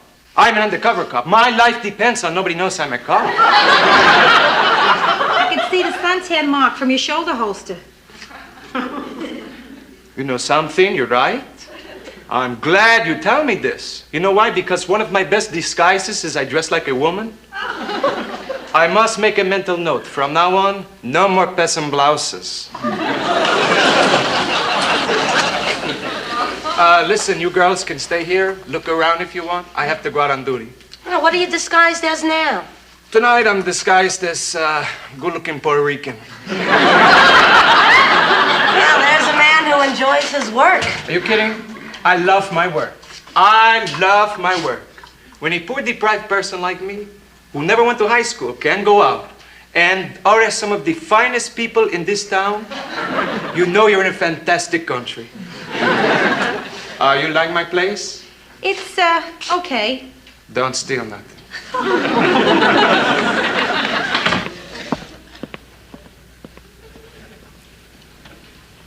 It's incredible. I love this place. Did you see that terrace in there? Oh, the bedroom. Beams, Ro. Oh, There's beams. I know. I'm going on the. I love it. I love this place. Ro, you gotta take this apartment. I've never seen anything like it. It's gorgeous. I know. I love it. I just love it. But Joe's got to love it too. I'll make him love it. I'm going to call him right now and tell him about it. Ro, can I listen on the extension? So I want to hear how happy he'll be when you tell him about it. York Wrecking Company, yeah. Hello, Joe. It's me. Oh, hi, babe. Yeah. Listen, I got something to tell you. Listen, can I wait till tonight? I'm just on my way out to a job. Or maybe it could wait, but I can't. It's such good news, Joe. I found us a fantastic apartment. It's in Brenda's building on the top floor. It's incredible. It has a separate bedroom, a fireplace. Tell him about the terrace. Don't forget. Yeah, the terrace, a terrace. Joe, we can barbecue out there. Barbecue in New York? You'd have to keep vacuuming the meat. Ro, tell him how cheap it is. Oh, and the best of all, Joe, $310 a month. Do you believe that? Hey, babe, it sounds nice, except for one thing. I don't think it's such a good idea to live that close to your sister. We won't have any privacy. Joe. She'll always be dropping in, No, you no. know. Listen, you don't mean that. I know you don't mean that. No, listen, I mean it. Now, look, I gotta get to work. We'll talk about it later, all right? Okay. Bye. Brenda, I'm so sorry. Listen, you know that Joe didn't mean it the way it sounded. I mean, you know Joe. You know what he means. Yeah, he means he doesn't want to be around me. No, I'm sure that's not what he meant. He meant to say look, do me a favor, please. Let's not talk about it again, Brenda, okay? listen. Because I understand exactly how Joe feels. You do? How does he feel? He feels like he doesn't want to live near me. And I can understand it. Because sometimes I feel that way about myself. Oh, Brenda, listen, wait.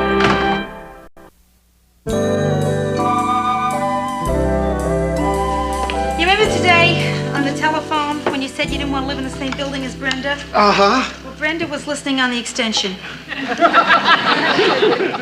You know something funny about great days? One rotten minute can kill it. I'm sorry. Hey, maybe Brenda thought I was just kidding. I don't think so. No, she has this date tonight. Well, and she can't feel too bad. Oh, yes, she can. She called Lenny. Lenny? Yeah. It's this pattern that Brenda has. Whenever she's feeling insecure or down or depressed about something, she does the same thing. She dates Lenny. Well, what's wrong with Lenny? Oh, great deal. A lot. But Lenny has one good point, old Len, yeah. When you call him up and say, come on over, by the time you say over, he's over. I gotta talk to Brenda. What are you going to say, Joe? I hope something will come to me.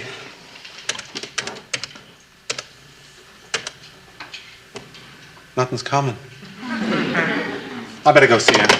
Listen, I'll go with you. No, I appreciate the offer, but it's all my fault. What? Well, you're saying that just to make me feel better. No, I'm not. How do you figure it's your fault? Remember when you called me on the phone? Yeah. And I picked it up to answer it? Yeah. I should never have done that.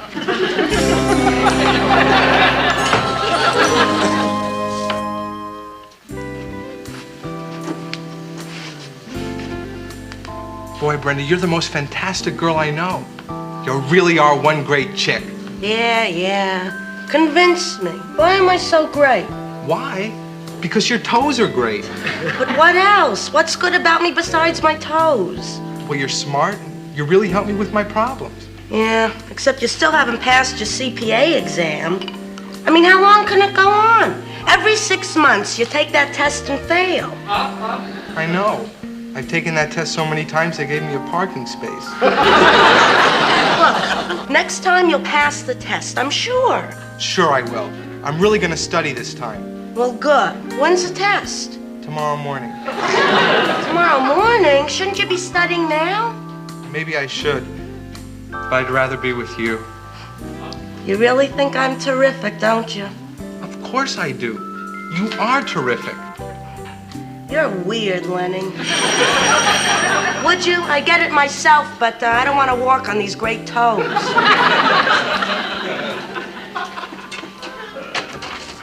Hi. Hi. Bye.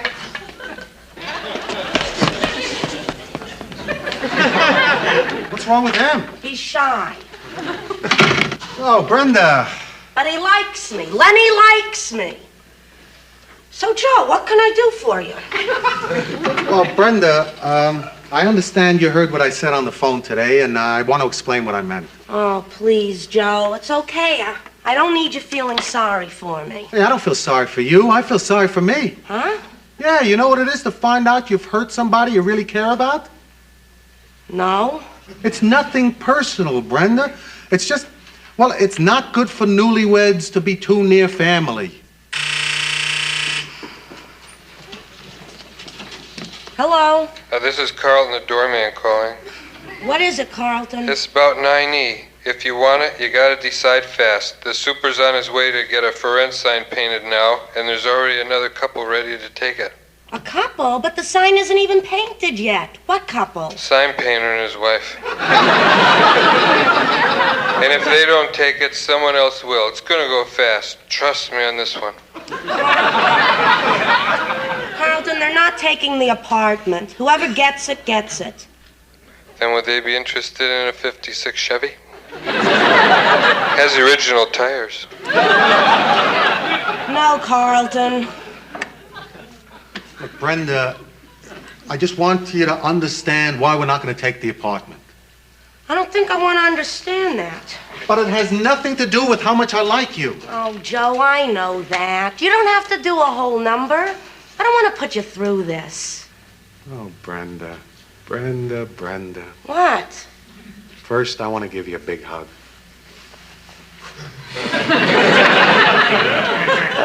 What's this hug for? Because I love you. Wow. Then you're going to take the apartment? No. No, even though it sounds great. Listen, Brenda, you gotta understand. Rhoda would be running down to your place every time she had a problem. You'd be up at our place every time you had a problem. You know what I mean, don't you? Yeah, I do. And I think you're being real honest with me, and I appreciate it. And if we can be this honest with each other, then why not live here? What do you mean? Well, Joe, you know, if you ever feel like I'm bugging you, you can just tell me to get out.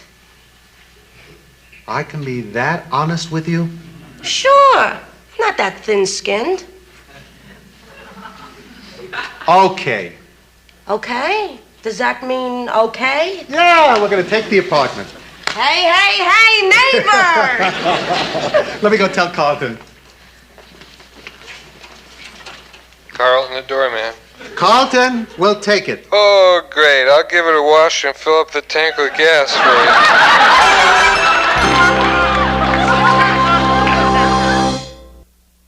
Wait till you see it, Joe. You're gonna love it. Oh, yeah, it's really gorgeous. I can't wait. It sounds so perfect. Let's go in. Yeah.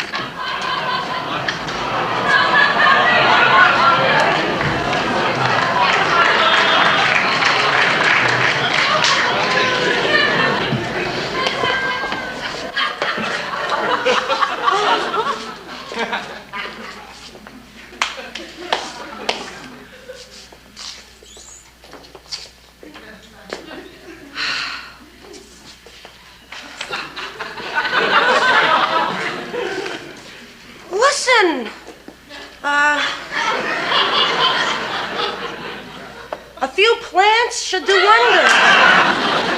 You believe this? Have you ever seen anything like this? Hey, what happened here? My wife, Hurricane Shirley. I come home this morning, I find it like this. She said she's going to come up, take a few things out. She takes my fireplace. Few things, huh? The only thing she left was a view. Serves me right for marrying an Anglo. They've got such hot tempers. Well, she takes everything. She took my uniforms, my gun, my best dress. If you think it's bad here, please, don't go in the bedroom. What? Listen to me when I'm telling you. Don't go in the bedroom. There's a flood in there. Oh, what's that big white blob? She punctured my water bed. I tell you not to look. Look, Rhoda, it's gonna be okay. I mean, all it needs is a few coats of paint here, some wallpaper there, a pump. Well, I finally got my bedroom. Some women get to buy a bedspread. I get to start my own rice paddy.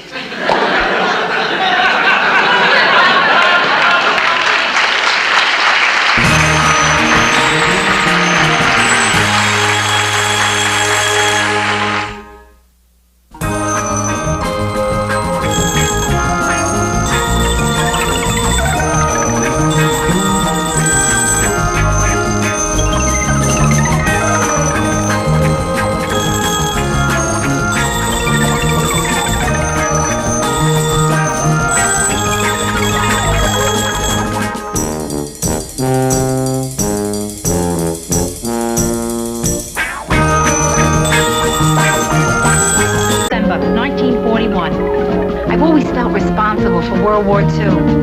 The first thing I remember liking that liked me back was food. I had a bad puberty. It lasted 17 years. I'm a high school graduate. I went to art school. My entrance exam was on a book of matches. I decided to move out of the house when I was 24. My mother still refers to this as the time I ran away from home. Eventually, I ran to Minneapolis, where it's cold, and I figured I'd keep better. Now I'm back in Manhattan. New York, this is your last chance.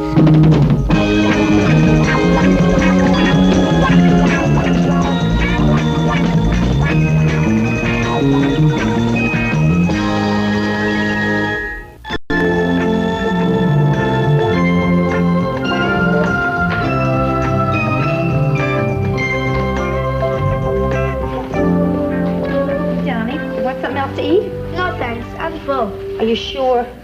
I mean, you better get it while you can. You get back to your mom, she's not going to let you have all this rotten junk food. Hey, Donnie, why don't you go in and brush your teeth? We'll finish up packing and leave, okay? But I brushed them before, Dad. Yeah, well, you should also brush them after you eat. Okay. He's so sweet, Joe. Yeah. He's crazy about you, too.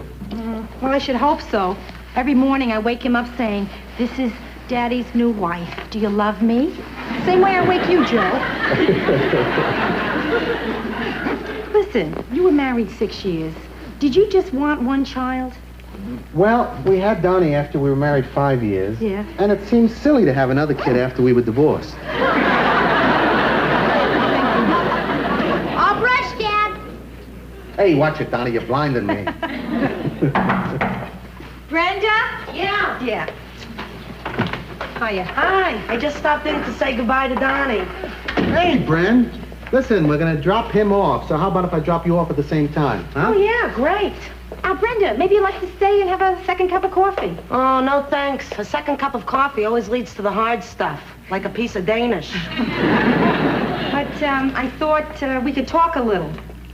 Oh, okay, sure. And can I have a Danish? Okay, Donnie.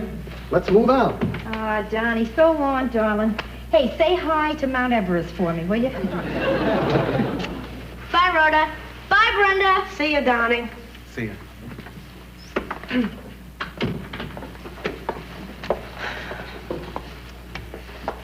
So, what's on your mind, Ro? I'm 2 weeks late. For what?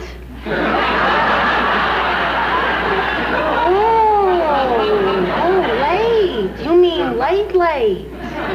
Yeah, right. It's my imagination, huh? No, I think you're pregnant. Did you tell Joe? Tell him what? Joe, I don't know if I'm pregnant or not. That's not anything to tell a guy. But I did want to talk to somebody. Well, you came to the right person. Oh. Brenda, it's just that I wasn't figuring on it this soon. I mean, this is soon. Before starting a family, I thought we'd wait a couple of days. You know, how do you feel about being possibly pregnant? That's a good question. I don't know. My first reaction was complete and total panic. And then I remembered, I'm married.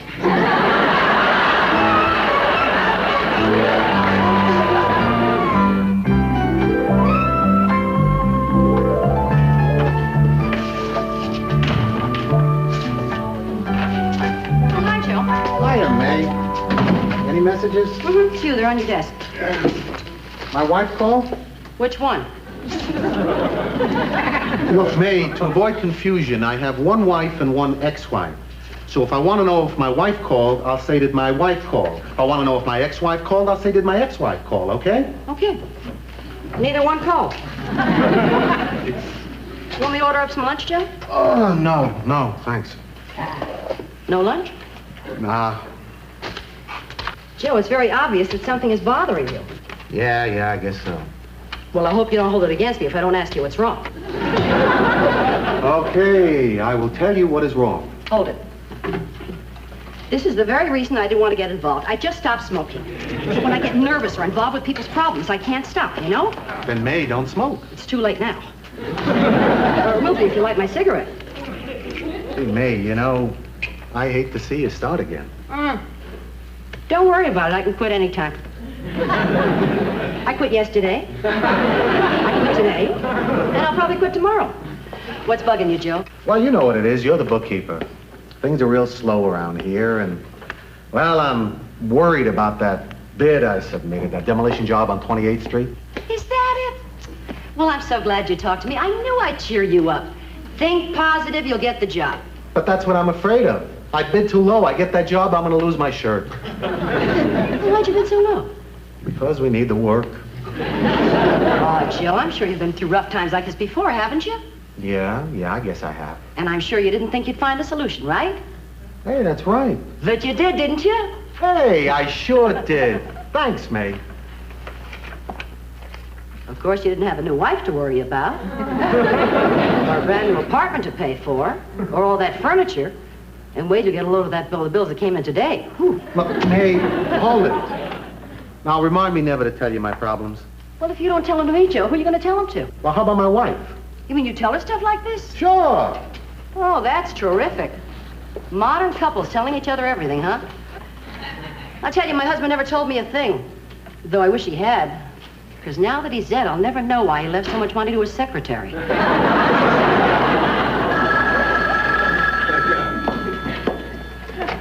New York Wrecking Company. Huh? Oh, sure, yeah, I'll tell him. Okay, bye. I've got bad news, Joe. What? You got the job. It's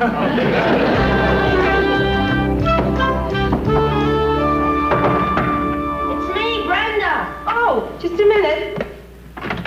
Hi. Well, any news yet? Brenda, don't refer to it as news. I mean, I get the feeling that Walter Cronkite closed with Rhoda is still late, and that's the way it is. Well, don't be too concerned. I asked some of my top girlfriends, and they said being nervous can make you late. Yeah? Yeah, so you're nervous about anything? I am. I'm a little nervous about being late. Did you mention anything to Joe yet? Brenda, this is not the type of thing to mention. I mean, either drop the bomb on him or you don't. Well, you know, this is a heavy responsibility for me. I'm the only one who knows. And I'm dying to tell somebody. But there is nothing to tell, so I do not want you to tell anybody. No one. Okay, I won't tell a soul. Mum's the word. Right. And Mum includes Mom. All I would need is for her to hear. Be the first time in history anybody ever sent out pregnancy announcements. Ro, don't worry about a thing. As of this moment, I'm putting it out of my mind. Well, I see you've made a strawberry cheesecake. Not bad for a first try, huh? No, it really looks great. How'd you make it? You think I'm going to give away my secrets? This secret isn't yours. It's Sara Lee's. All you did was thaw this out and stick some strawberries on top. It was easy. Was not. First I had to scrape off all the pineapple. Bro, you know, I still can't get over the fact that you're a married woman. Not to mention the unmentionable. Good. You know what I mean? Sure I do, Brenda. Listen, sometimes I don't remember I'm married. Hiya, babe. Hiya, Joe. Hiya, Bren. Hi, Joe. Well, I guess I'll be hitting the old stairs. Hey, what's the rush? Oh, well, you know our agreement. Just because we live in the same building, I wasn't going to keep popping in on you. Right, and I said that if I wanted you to leave, I would tell you. You don't have to tell me. I'm going. But I want you to stay. Well, not tonight, when you two have so much to talk about.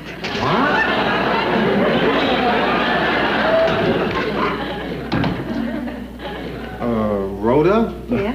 You have something you want to talk to me about? Nothing that can't wait for a while. Well, I have something I want to talk to you about, too. Well, then why don't you go first, Joe? Rhoda, this isn't an easy thing to tell you. Listen, what's easy to tell anybody these days?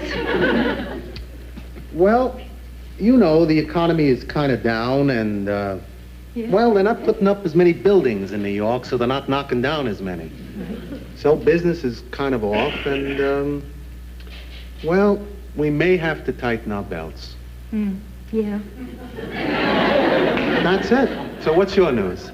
Well, my news is that it might be rather difficult for me to tighten my belt.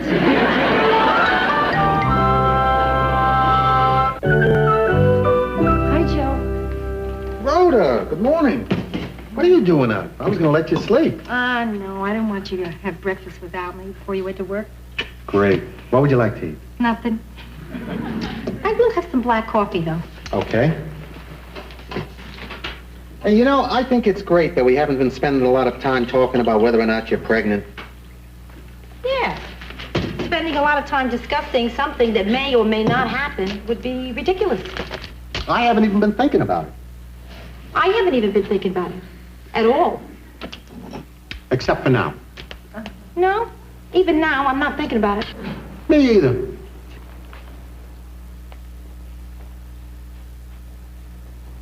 This is what's called a pregnant pause. Rhoda, how do you think it happened? I think like they taught us in biology. If it happened, if. Yeah, but weren't you on the pill? Oh, yeah, I was, Joe, but I might have made a mistake. After we got back from the honeymoon cruise, I noticed I had one extra birth control pill, but I was short one seasickness pill. Well, at least we know you're not seasick. Joe, listen, if, and I'm saying if, you hear that? If it turns out that I'm pregnant, how would you feel about it? Well, you don't know if you are. I know, but if I were, if I were. Well, if you were pregnant, Yeah. I'm not sure how I'd feel. But since you're not sure, I know I don't know how I feel. Yeah. How can you be sure of an answer when I'm not sure of the question? How would you feel? Concern, mainly. And then I'd wonder how good a mother I'd be. I mean, I always remember my mother saying, Rhoda, I am not going to make the same mistakes with my daughter that my mother made with me. You know, everybody who ever has a kid says that, and then everybody always makes the same mistakes. I mean, Joe, I'm sitting here, I'm not even sure if I'm pregnant, and I want her home by 11 o'clock.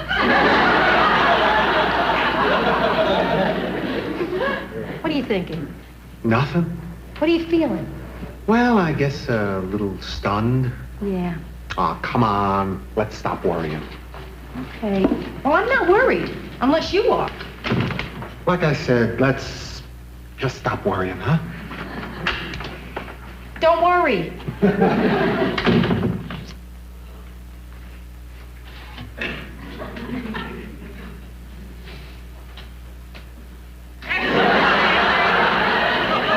Cool. Yeah.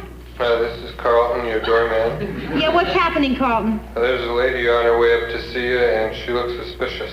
Then why did you let her up? Because everybody in New York looks suspicious. Carlton, I'm disappointed. You told me you were going on the wagon. I am on the wagon. You sound drunk. I guess I've been drinking so long I talk this way all the time. I see. Rhoda? Oh, Susan. Hi. What a surprise. Hello. Boy, you got some weird doorman. Oh, don't I know it? He did everything but frisk me. Well, he probably thought you were smuggling in a puppy under there. I wish you were. The other 4 kids have been wanting one.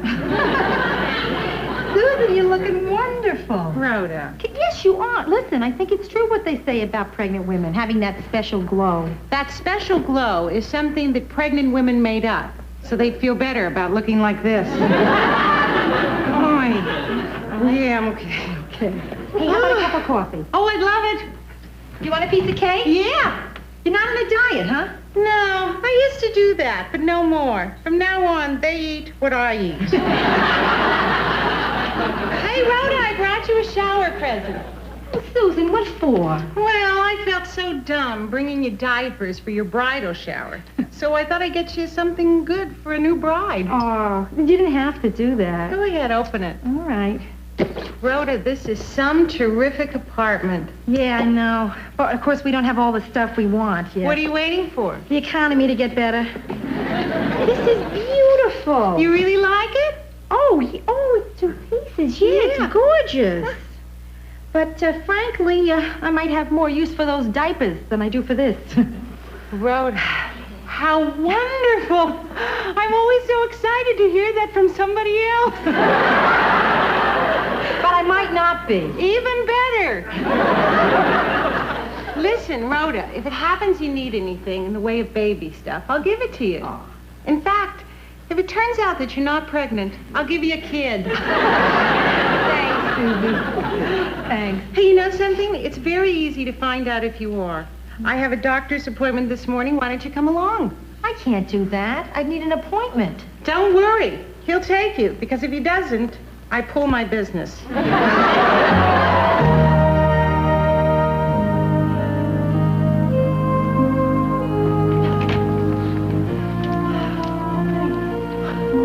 This looks like our senior class at graduation. Hi, Charlotte. Hi, Susan. You're way overdue, aren't you? No, I had that one. This is another one. Sorry I missed it. I must have been on vacation. Charlotte, this is my friend, Mrs. Gerard, that I called you about. Hi, Mrs. Gerard. I'll be needing a little information. Okay. What little I know, I'll be happy to give you. Listen, girls, I'm going to go sit down. I'm standing here for 2. Right. Your first name, Mrs. Gerard? Rhoda. Husband? Absolutely. What's your husband's first name? Joe. Joseph. I call him Joe. Now, I'm going to let you fill the rest of this out yourself. There are some very important facts that we have to know. Mm-hmm. Childhood diseases, parents' medical history, and how you're going to pay the doctor. Okay. Now, this is a questionnaire from the Population Research Institute. If you don't mind a few more questions, Mrs. Gerard? No, not at all. Fine. Do you practice birth control? I thought I did. That means yes? Yes. Does that include the time when you were single? Yes. What method of birth control did you use? A device, rhythm, orally? Orally. I used to say no a lot.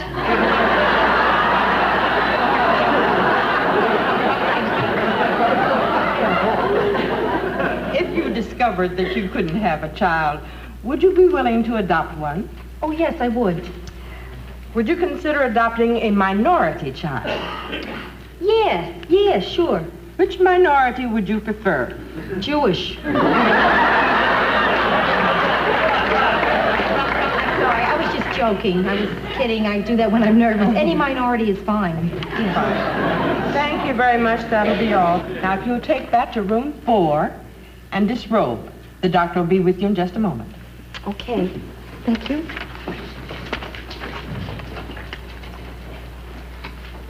I've been sent to room 4. Room 4? Hey, you're lucky. That's the room with the heater.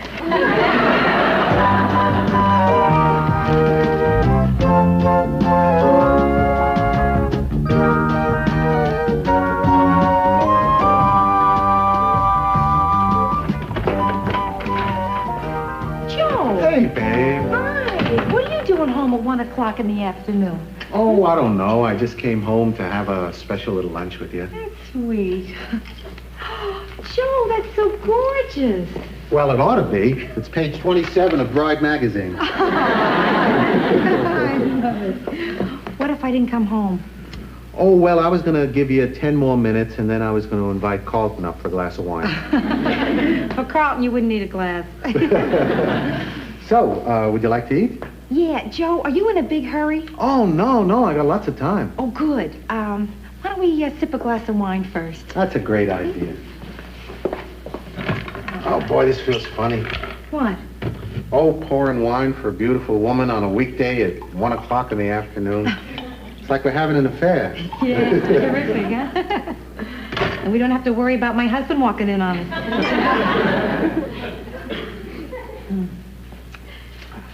Joe? Yeah. I went to the doctor this morning, and I took a test. And? And I'm not. You're not. No.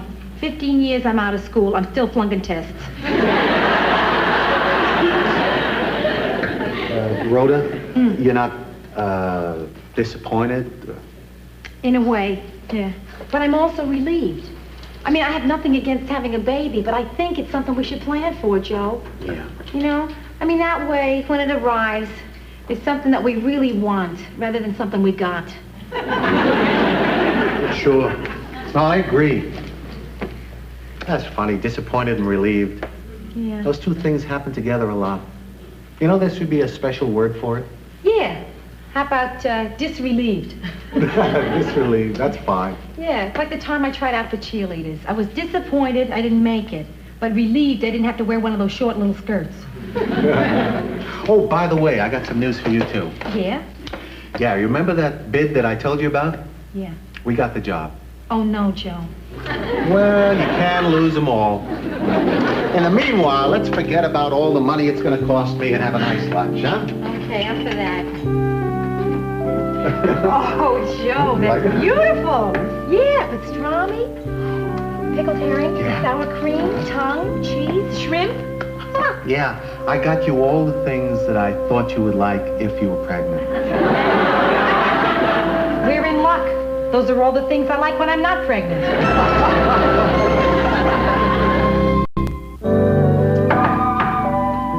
Is that you, baby sister? Yes, it is. Hi, come in. Wow, Rhoda. Oh, I'm sorry. Were you in bed? No, silly. No, I was just trying it on. How do you like it? Oh, sensational. Yeah. Oh, would I love to be able to wear something like that. Well, why can't you? Are you kidding? I'd look like a float in the Rose Parade. Stop it, huh? Yes? This is Carlton, your doorman. Yes, Carlton, what is it? Just wanted to let you know that your husband's on his way up Oh, thank you. with flowers to surprise you.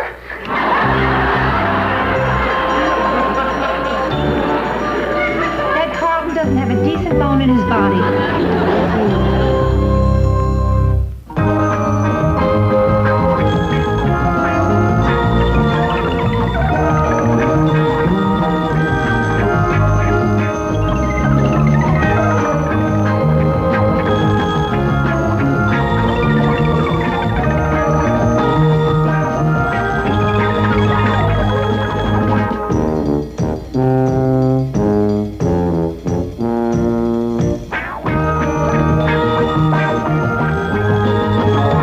December 1941. I've always felt responsible for World War II. The first thing I remember liking that liked me back was food. I had a bad puberty. It lasted 17 years. I'm a high school graduate. I went to art school. My entrance exam was on a book of matches. I decided to move out of the house when I was 24. My mother still refers to this as the time I ran away from home. Eventually, I ran to Minneapolis, where it's cold, and I figured I'd keep better. Now I'm back in Manhattan. New York, this is your last chance.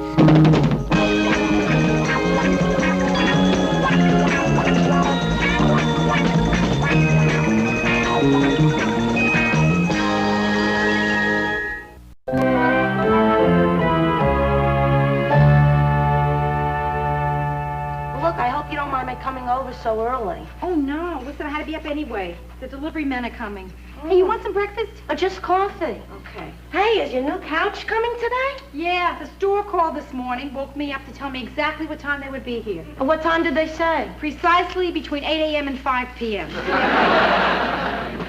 Hey, where's Joe? Asleep. Still, yeah. Well, he came in last night. He was working till 3 a.m. Gee, it must have been tough not seeing him last night. Oh, I saw him all right. He, wakes me up when he comes to bed.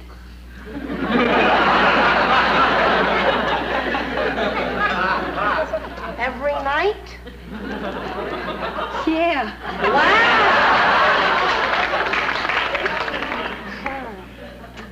You know something? I'm glad the weekend's here, though, Bryn. We both could use it. Yes, something's been a little funny with Joe lately. What do you mean? I don't know. I think something's bothering him, but, I don't know. I mean, things don't seem quite normal. Of course, when you've only been married a month, you don't know what normal is. Hey, that's quite a breakfast. Oh, yeah, since he's not up yet, I figured I'd make something really special, you know? Oh, he'll love it.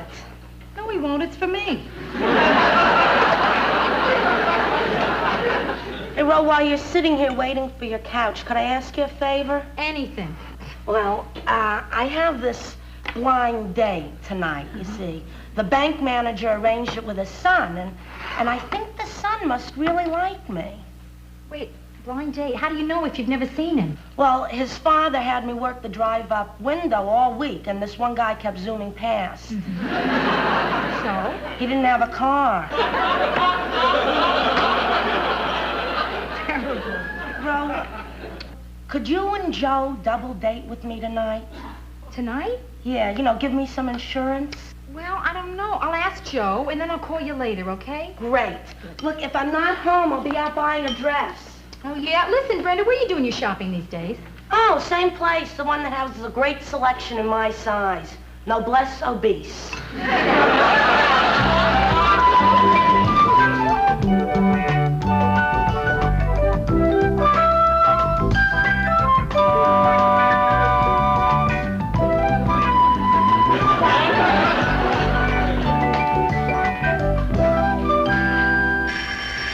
Who is it?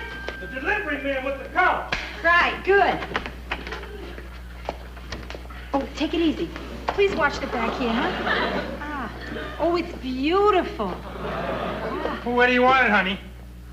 You want to do me a favor and don't call me honey, all right? Anything you say, baby.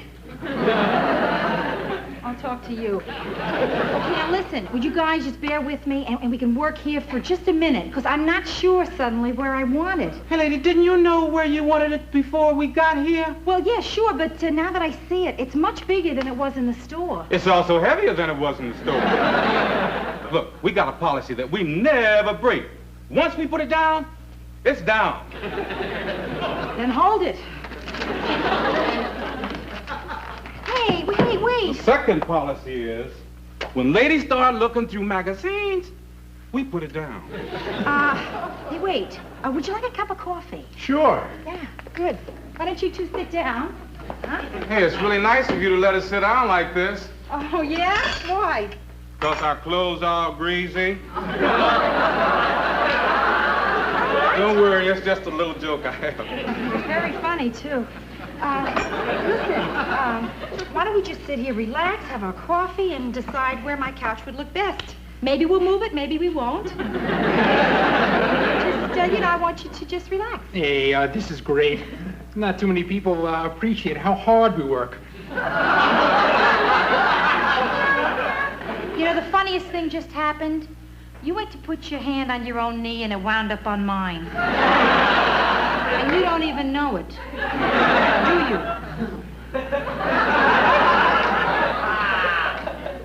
You gotta excuse him, lady. Once, 8 years ago, he made a connection on a delivery.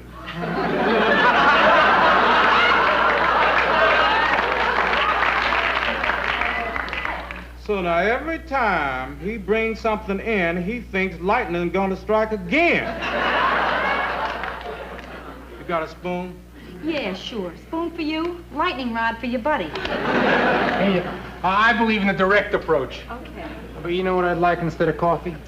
Better be tea. Morning. Hey, don't you ever knock when you come out of a room? Hey, fella, I'm a husband. Oh. Come on, charm boy, we're leaving now. I didn't want any coffee anyway. Joe, that was terrific. You were just terrific. You work on demolition sites long enough. There's always some hero that wants to take on the boss. Yeah? So then this one was a snap for you, huh? No, this one was hard. On the job, I always call a cop. Hey, Joe, how do you feel about going to a movie tonight? Well, if you want to, sure. Well, it's that Brenda has this blind date, and she asked if we'd like to come along. Well, it's up to you. Hey, Joe, is anything wrong? Oh, no, nothing's wrong. What makes you think something's wrong? Are you sure nothing's wrong? Oh, nothing's wrong. Sure? Sure? Yep, sure. You listen to me? You tell me nothing's wrong, I should just believe it. Stop asking if anything's wrong. Right.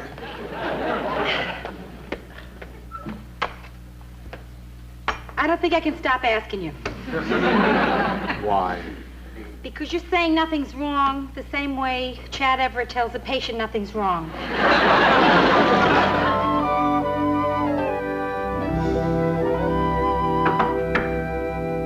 Brenda? Yeah. Come on in. Hey, what are you planting? Oh, tomatoes, watercress, the diet flower box. This way, in the event of a nuclear holocaust, I will be able to make a Weight Watchers salad. You know, when I was into health foods, I tried to raise a cocoa plant. I had this great idea for growing organic chocolate bars. Did it work? I never found out. One night, my friend Ellen chopped it up and tried to smoke it. You know that was the worst case of zits I've ever seen.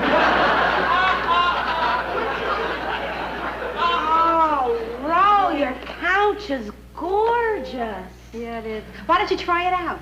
Oh, I don't think so. I clash with gorgeous. I guess you won't be ready for quite a while yet, huh? Are you kidding? Surprise. You. There.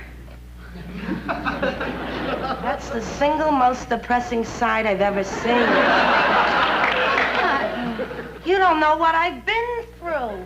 Rhoda, I've got 6 different kinds of sprays on me. I dyed a pair of shoes that were already my favorite color, and I know that my date still won't like me. Now, do you hear yourself? Brenda, what are you worrying about passing his test? He should be worrying about passing yours. I think he'll make it. Brenda, listen to me. You look marvelous. You're going to knock him out. Come on, come on. You'll be so full of confidence, next time he'll dye his shoes.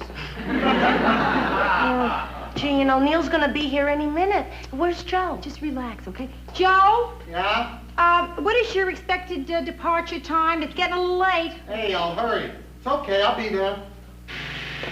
He'll hurry, it's okay. He'll be here. Hello? This is Carlton, your doorman. Yes. Is Brenda Morgenstern there? Uh-huh, it's for you. Yeah. Yes, Carlton, I'm here. Prince Charming has arrived.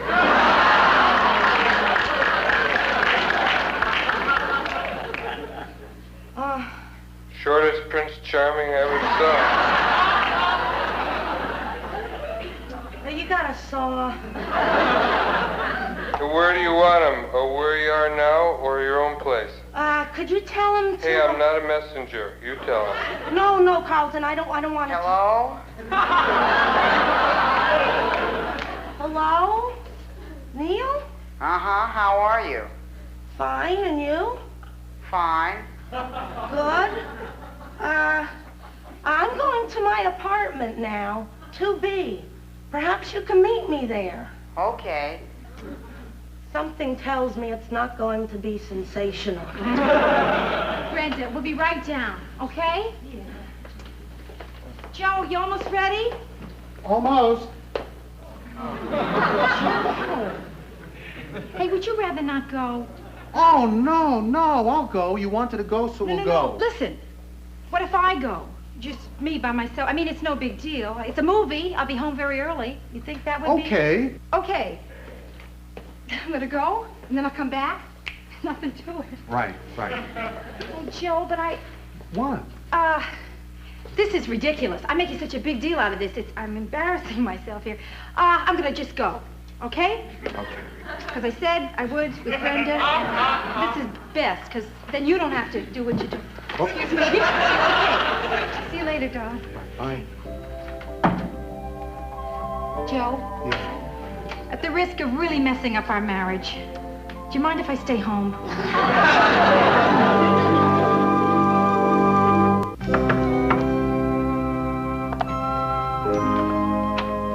Brenda, is it okay to come in? Sure, why not? Well, I tried to get you on the phone, but your line was busy. You know, I thought you might have company. I want to make sure the coast was clear. Rhoda, if the coast was any clearer, I wouldn't even be here. Not a great date, huh? Oh, it was pathetic. They even asked permission to kiss me goodnight. You know, that's kind of nice. Yeah, but he kissed okay. Once on the lips and once on the neck. I think he's potentially passionate. Good. Then you didn't mind going out without Joe and me last night? Oh, not at all. I think it was better. I mean, he would have been very self-conscious when he swallowed his contact lens. Okay. Well, I'm glad you didn't mind. No. I just want to be sure of that. That's all. Rhoda, is something wrong? No, not a thing. Hey, this is doing good. Yeah. Well, yeah. Something is wrong. Yeah. But, Brenda, it's very involved. What is it? Well, yesterday, all day, something was weird. Now, there's something bothering Joe, and I don't know what it is. I keep asking him, what's wrong? And he keeps telling me nothing's wrong. But somehow, Brenda, I know there's something wrong. It's like when you get the back of your dress tucked in your pantyhose and nobody will tell you.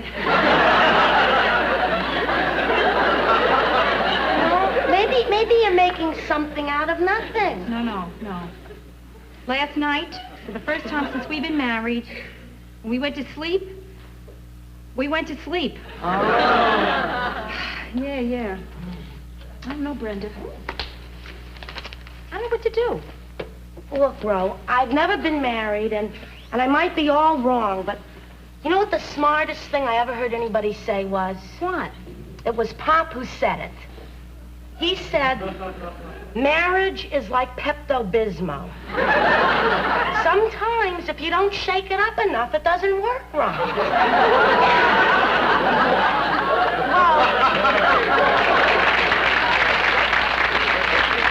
Well, you see, the thought was very good. What he meant was... I know what he meant, and it would be fine if I was married to an upset stomach. Hiya, Brent. Hi, John. Hi. Rhoda, I just dropped down to let you know that I'm going out for a while. Oh, Oh, yeah. You want me to come along? Oh, no, that's all right. I got something I want to talk to my father about. Oh. Anything wrong? Oh, no, everything's fine. Oh, good. That's good. How about you? Oh, fine. Yeah. Good. Yeah. Okay. Okay. Bye. Goodbye.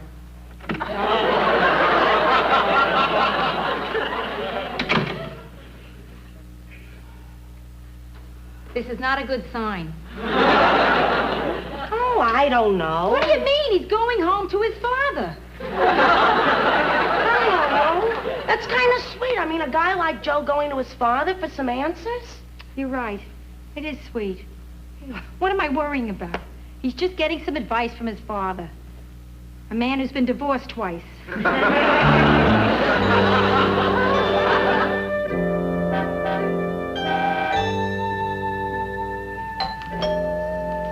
that?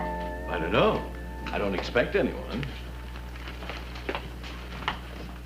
Hey, Joe. Hi. What are you doing here?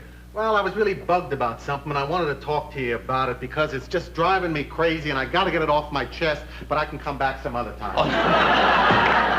No. Stay, Joe, stay.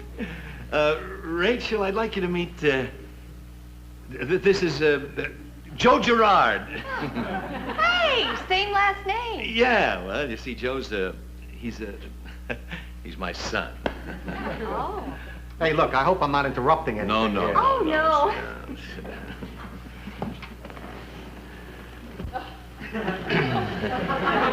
I was just going through the paper trying to figure out what we can do this afternoon. Mm-hmm. I love being free on a Sunday. Maybe you could put some more coffee on. Oh, sure. Sure, just take your time. Let's be loose. Sunday. I just love Sunday. She's 30 years old. Dad, I don't care how old she is. I can prove she's 30. Hey, Dad, look. The reason I came over here is that I'm having a rough time with Rhoda, and I wanted to talk to somebody, and, well, I hope you don't mind. Mind? Oh, Joe, this is what fathers wait for. I mean, after all, you were only 16 years old when we split up, and your mother and I, and I was always afraid we wouldn't have talks like this. It's just, Joe, I hope I can do right by you. What's the problem? It's little things. Like, I don't want to do anything on the weekend, and Rhoda wants to go out, and that bugs me. But if we don't go out, then I just get this guilty feeling in my stomach. So it's like I'm walking on eggs. And Rhoda keeps asking me, what's the matter? And I can't tell her. Why? Because that's how I screwed up my first marriage with Marion. Every time something went wrong, we'd have a meeting about it. Bang, this meeting is called to order. You're bugging the hell out of me. 3, 4 in the morning, we'd be hanging in there about how I was letting her down and how she was driving me up a wall. Dad, I don't know. Sometimes it doesn't pay to be honest. Oh, I don't know. I didn't do so well not being honest. I mean, I don't know if your mother ever explained what went wrong in our marriage. Well, no, she just said that, well, it really wasn't an explanation. Well, come on, tell me. What did she say? Well, she said that, she just couldn't live with a bum.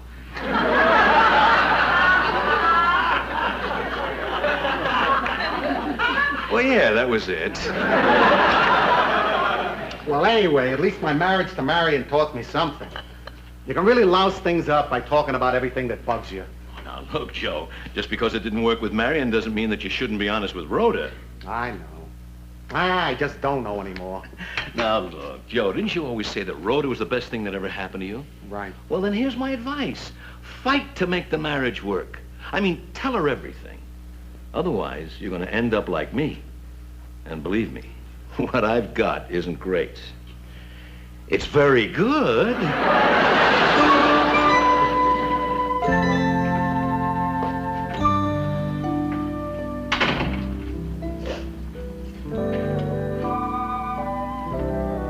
What's wrong? Nothing. Why are you crying? I was crying because the tomato crop failed. Look, honey, I decided that we ought to have a talk. Good decision, Joe. You know, I wonder why I didn't think of that. Let's talk, please. Okay, I had to go see my father to get some advice and find out a couple of things. Look, Rhoda, I don't know if you noticed, but I haven't been myself lately. Noticed. I've noticed. Damn it, Joe, why haven't we talked? Because I know everything you would say. Wait a minute, how can you possibly know what another person is going to say? I can. Believe me, I'm telling you, I can. Okay, now wait, just hold it. First tell me what our problem is, and then tell me what I was going to say. Okay. Okay? Okay. Now, I work hard. On Saturday and Sunday, I just want us to stay home and relax. But I knew if I told you that, you would say, we don't go out all week. Now we're going to sit home on the weekend? What a crummy thing for me to say. I hope you told me off. Oh, yeah. Right. I said sometimes staying home with someone you love can be pretty great. Good for you, Joe. Then what? Well, then I figured you would say something like, I didn't realize I was married to a hermit. Not bad. And you'd say? Hey, don't call me a hermit.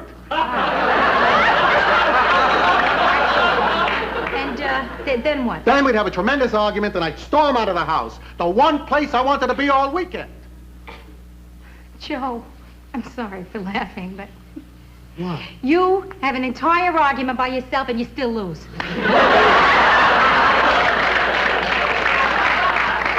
Oh, Joe, I knew it. I knew you were thinking crazy things. But then why didn't you say something? Because I knew what you'd say. Okay, all right, so big deal. You caught me. You proud of yourself? Oh, Joe. Joe, listen. I love staying here, doing nothing. You do? Yeah, it's the greatest feeling in the world, to feel good doing nothing. I mean, I spent my whole life working and having a good time. It's the first time it happens when I just open my eyes. Oh, gee, Rhoda, it's really great to hear you say that. It's wonderful that it's true. So, what are we going to do? Nail the door shut.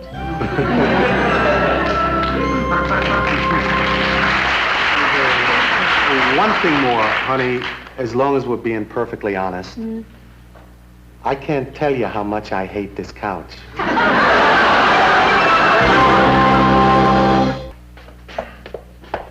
Hey, watch the back bit. What do I care? It's not ours anymore. Hey, Joe, look at that. That couch wasn't even here long enough to make those little dents in the carpet. So listen, next time I go for one, will you please go with me? Huh? Oh, sure. As long as it's not on the weekend.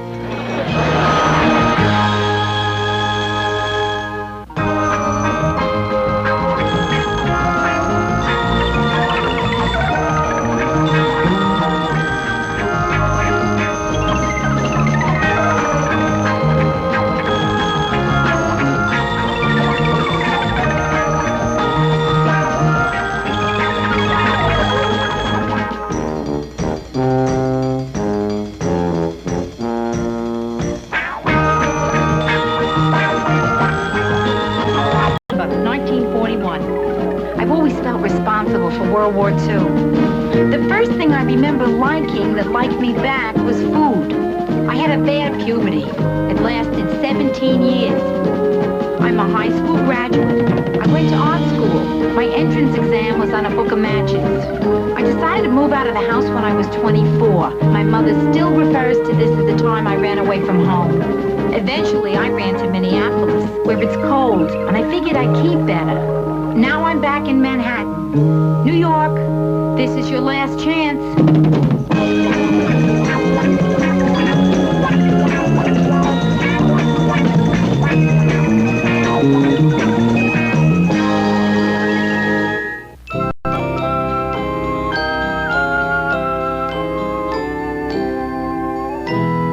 Bo, do you think this makes me look fat? I mean, if you saw me walking down the street, would you say, there goes a fat person? Randy, come on, no. I have to remember to suck in my stomach. Also my thighs. And, gee, you're all aflutter. Are you in love? No, I'm not really in love. I'm in like. Yeah, I am crazy in like. Ren, that's good. Yeah, I can't believe I'm going on my third date with him. I mean, a third date. Gee, that's practically a relationship. I'm in a relationship. Right. And you were the one who kept saying, I'll never meet anyone, it'll never happen. I'll spend my entire life drifting aimlessly from one Baskin-Robbins to another. I know. What do you think? Nice. Yeah. And you see now? Yeah. Tell me about this guy. What's he like? Oh, I don't know where to start. His name is Jimmy. Yeah? He's a mailman. He said this great thing about ice cream. I said I like chocolate better than Rocky Road. Chocolate's more subtle.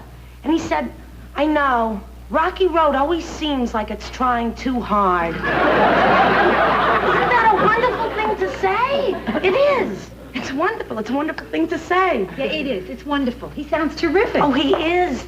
He's like someone you'd see on public transportation. You know what I mean? No. Who could know what you mean by that? Like one of those guys you see on the bus reading the Village Voice with sensitive eyes. And they always get off the bus before I have time to tell them that I'm a lot cuter on the inside. Hey, listen, you better hurry up. You're going to be late to meet him. Yeah, right. Brenda, this is so great. I can't ever remember seeing you like this.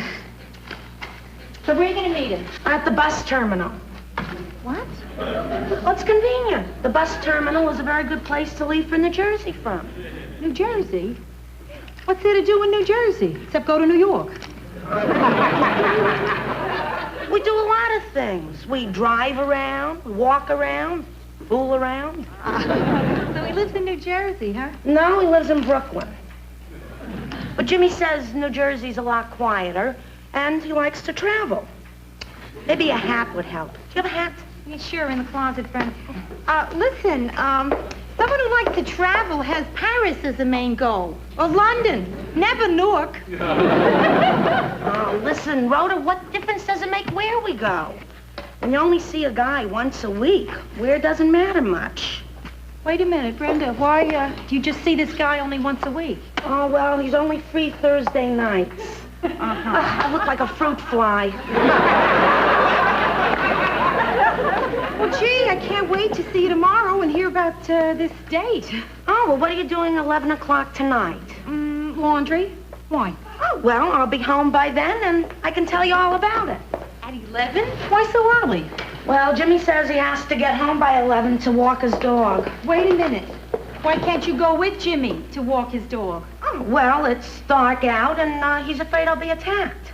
So, won't the dog protect you? That's who he's afraid's gonna attack me.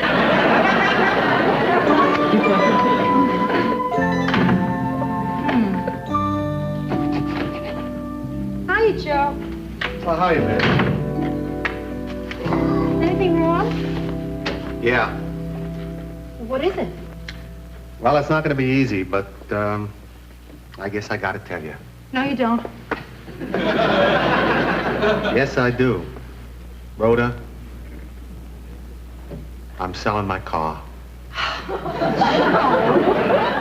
Oh, I was so worried there. A million terrible things just went through my head. All of them ending with, but there's no reason we still can't be friends. So why are you selling the car? You love that car. Yeah, but I love food and a roof over our heads more. And with the business so rotten, we just got to find ways to cut back. Yeah. And keeping a car in the city is too expensive. Yeah, you're right, Joe. He needs a car. We're married now. We can make out here. Yeah, but selling a car because you're short on dough, Rhoda, that is big. Well, now, listen, if it really bothers you that much, then don't sell it. We'll manage. No, it's too late. I already put an ad in the paper, and I stuck up signs in the, the dry cleaner. Yeah. And over at the market. So the calls will probably start coming in tonight. Yeah. And some of them are bound to be from weirdos. Tell me what your car looks like naked.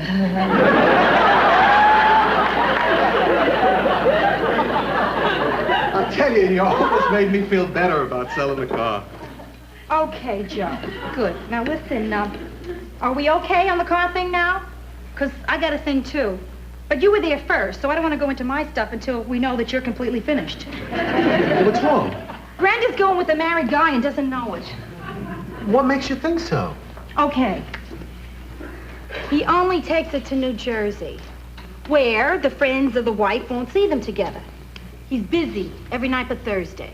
He has to be home at 11 o'clock, and he has never once invited Brenda to his place. Listen, so the guy likes Jersey. And as for dating Brenda once a week, maybe he sees other people the rest of the time. And as for coming home at 11, well, maybe he's got to go to work early. How do you like that? I had this terrific case built up against this guy, and you just knocked it down in 2 seconds. Then you think he's single? No, he's married. Joe! No, but if he is married, there's nothing that you can do, and there's nothing that you can say. All you got to do is just leave it to Brenda, and she'll find out, and she'll break up with him. I mean, let's face it, the only way to learn is by experience. But why does Brenda have to learn like that? Why can't the Girl Scouts print a manual for adults? I mean, they teach you to spot poison oak and then let you walk right through a patch of married men. Look, Rhoda, no matter what you say to Brenda, odds are she's not going to listen, and she'll only end up resenting you for it. Well, better that than I just let her be the other woman. Well, you don't have the right to live her life for her. Since when do I need a right to care about my own flesh and blood? You sound just like your mother. Joe, I'm turning into my mother, aren't I? Huh? Go ahead, you can tell me. I know it. Am I getting shorter? Now listen to me. I know you love Brenda and that you want to protect her, but Rhoda, don't. You're right. Of course. You're right, Joe. I'm not going to interfere. Great. Even though I'm dying to. Did you hear that? That was right out of the mouth of Ida Morgenstern. Come on, you're not going to turn into your mother in just one day. Oh, Joe, it's not just today that makes me better this. I haven't told you this. But some nights, when the moon is full, I start feeling that I am growing rollers. I get this yearning for sensible shoes. And I find myself standing by the window, baying at Miami.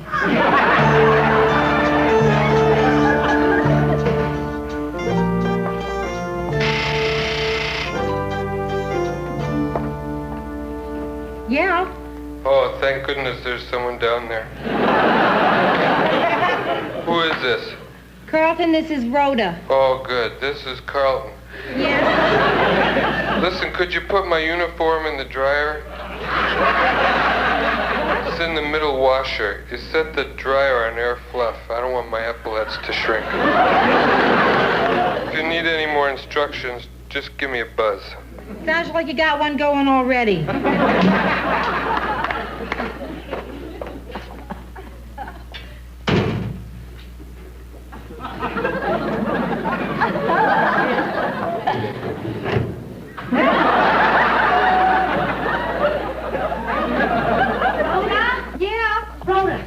Rhoda, guess what? You'll never guess what?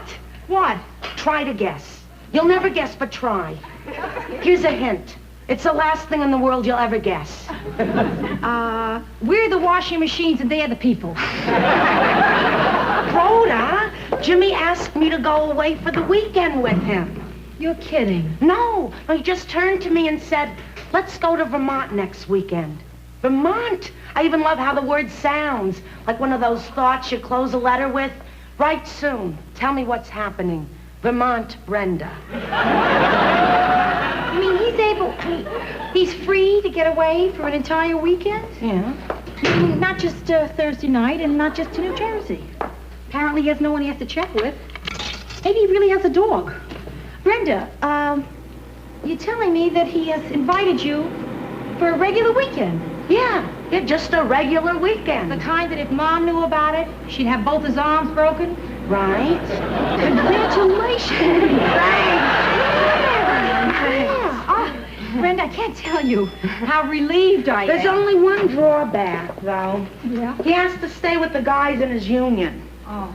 But I'll be at the Holiday Inn up the road, so I still get the free continental breakfast and everything. Brenda, for the first time in my life, I'm going to know what the travel-sized tube of Crest is all about. Brenda, there's something that I wasn't going to say, but now I gotta. This guy you're dating, I think he's married. What are you talking about? That's ridiculous. No. Now think about it. He has to be home by 11. Huh? And he never goes out in the city. Now, a weekend together at separate motels. Now, those are all symptoms of a bad case of marriage. I told you that 11 o'clock thing is because he has to get home to his dog. Brenda, please believe me, I've handed Kleenex to 4, count 'em, 4 crying girlfriends who were absolutely positive that their guy was getting home to his dog. Canary, cat, horse. I don't believe you. I know he's not married. I'm telling you. Because if he was married, he would have a ring around the 3rd finger of his left hand instead of a Band-Aid.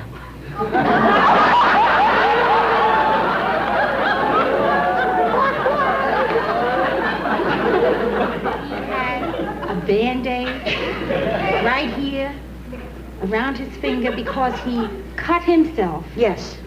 And it's taking a long time to heal. Leave me alone. Brenda, he's married. The man is married. He's not married. What will it take to convince you? If you just met him. Okay, that's good. The 4 of us will go to dinner.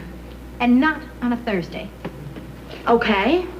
Okay, we'll do it tomorrow. Any meal. Breakfast, lunch, dinner, snacks. And I'm sure for this special occasion, he won't even have to be home by 11 o'clock. You're on. And you can even choose the restaurant. Any place in New Jersey, you name it.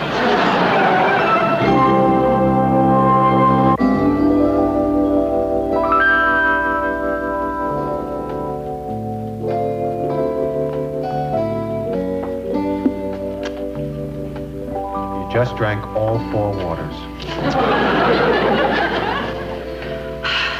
Where are they? What's he doing that's holding them up? Maybe it's not his fault. Maybe she's the late one. No way. Brenda's been dressed for this since last Sunday. Oh. Boy, I hate people who are late. Oh, come on, Rhoda. I hate them. Rhoda, you don't hate him because he's late. You hate him because you think he's married. I'm sorry, but I can't understand that my sister cannot look at this guy and see that he is married. I was worried. What happened to you?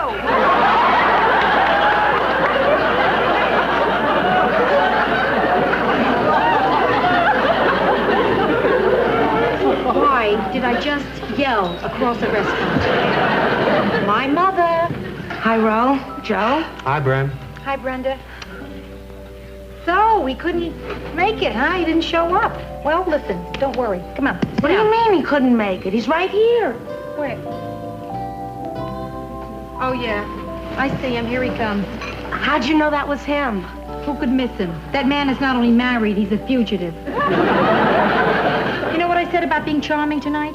Yeah. The deal is off. Rhoda, Joe, this is Jimmy Klein. Hi, Jimmy. Jimmy, my Hi, sister Jimmy. Rhoda, How you and doing? Joe. Oh, hello, brother. Nice to see you. Hiya. Hi. Why don't you sit in? There are so many lights in here. Why is it so bright in here? Don't these people know there's an energy crisis?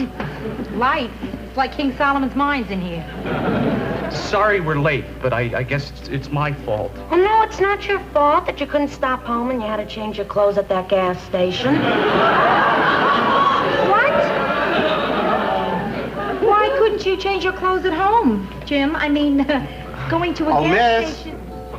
Well, we're here to have a good time, and I don't think we should go to a place like this without ordering one of the specialties, right? Right.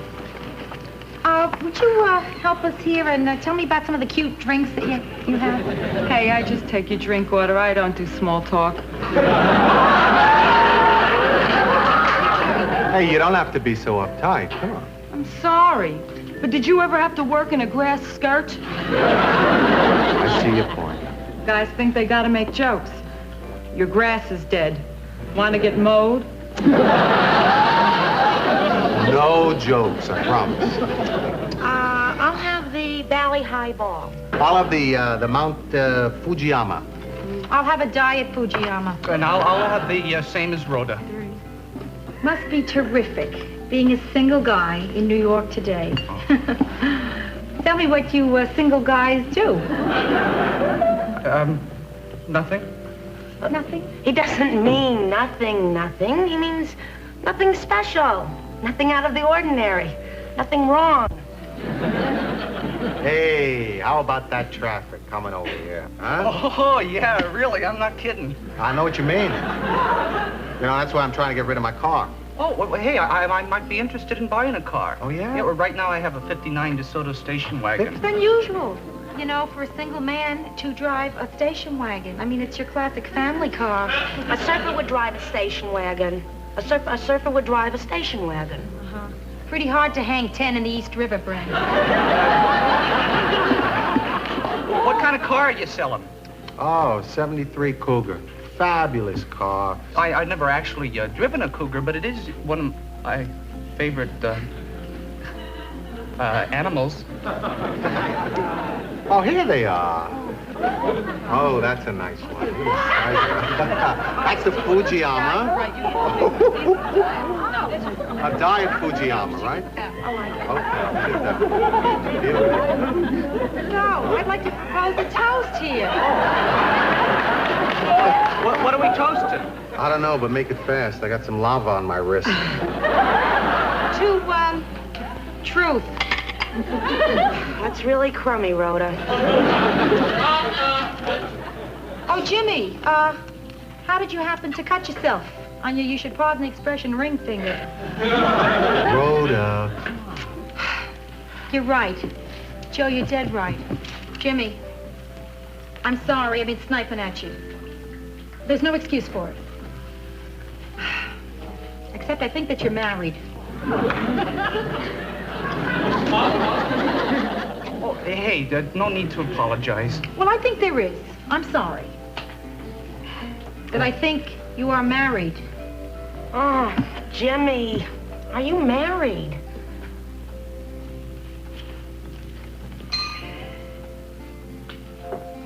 A little bit.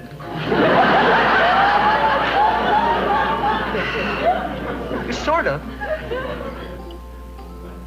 Well, yeah, but only for 3 years. So I'm just a thing on the side, huh? I don't want to be a thing on the side. I want to be a thing in the middle. Could you go along knowing I was liking you more and more and not tell me you were married? Well, I'm a very weak person. Anything else? No, that's about it. Oh, I'm sorry. Sorry. Did you want something else? No. I think I've had about enough of you. And you. Excuse me. Brenda, listen, I'm sorry, but I had to do it. It was for your own good. Then how come I feel so lousy? I'm going home now. Brenda, Joe, I'll meet you in the car. Miss, can we have a check, please? Hey, I didn't think it was any of our business whether you're married or not, but since it's out in the open and everything, I just want to tell you that I think you're a creep.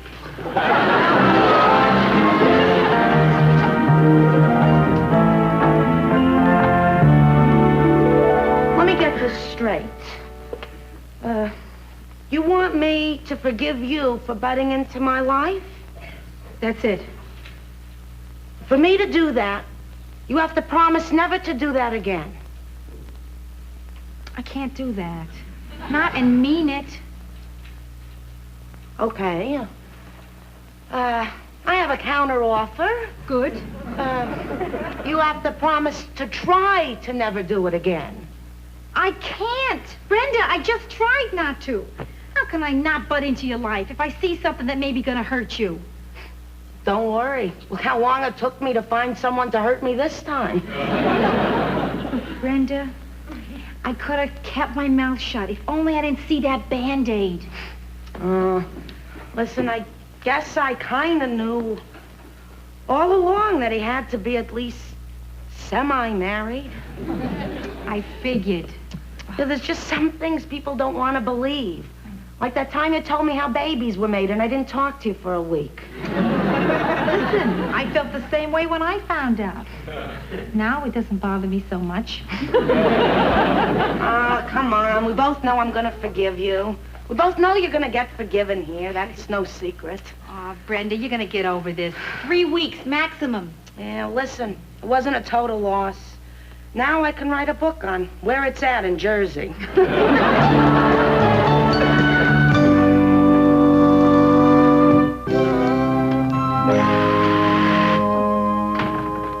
Yes? This is Carlton, your doorman. Yes, Carlton, what? I'm not accusing you of anything, but you were just down in the laundry room? Yes. Well, I'm not accusing accusing you of anything, but I put something of mine in the laundry basket down there, and the something and the basket are both missing. Yeah? This is not an accusation, mind you, but you were down there. Okay. Carlton, wait a second. I'll check my basket.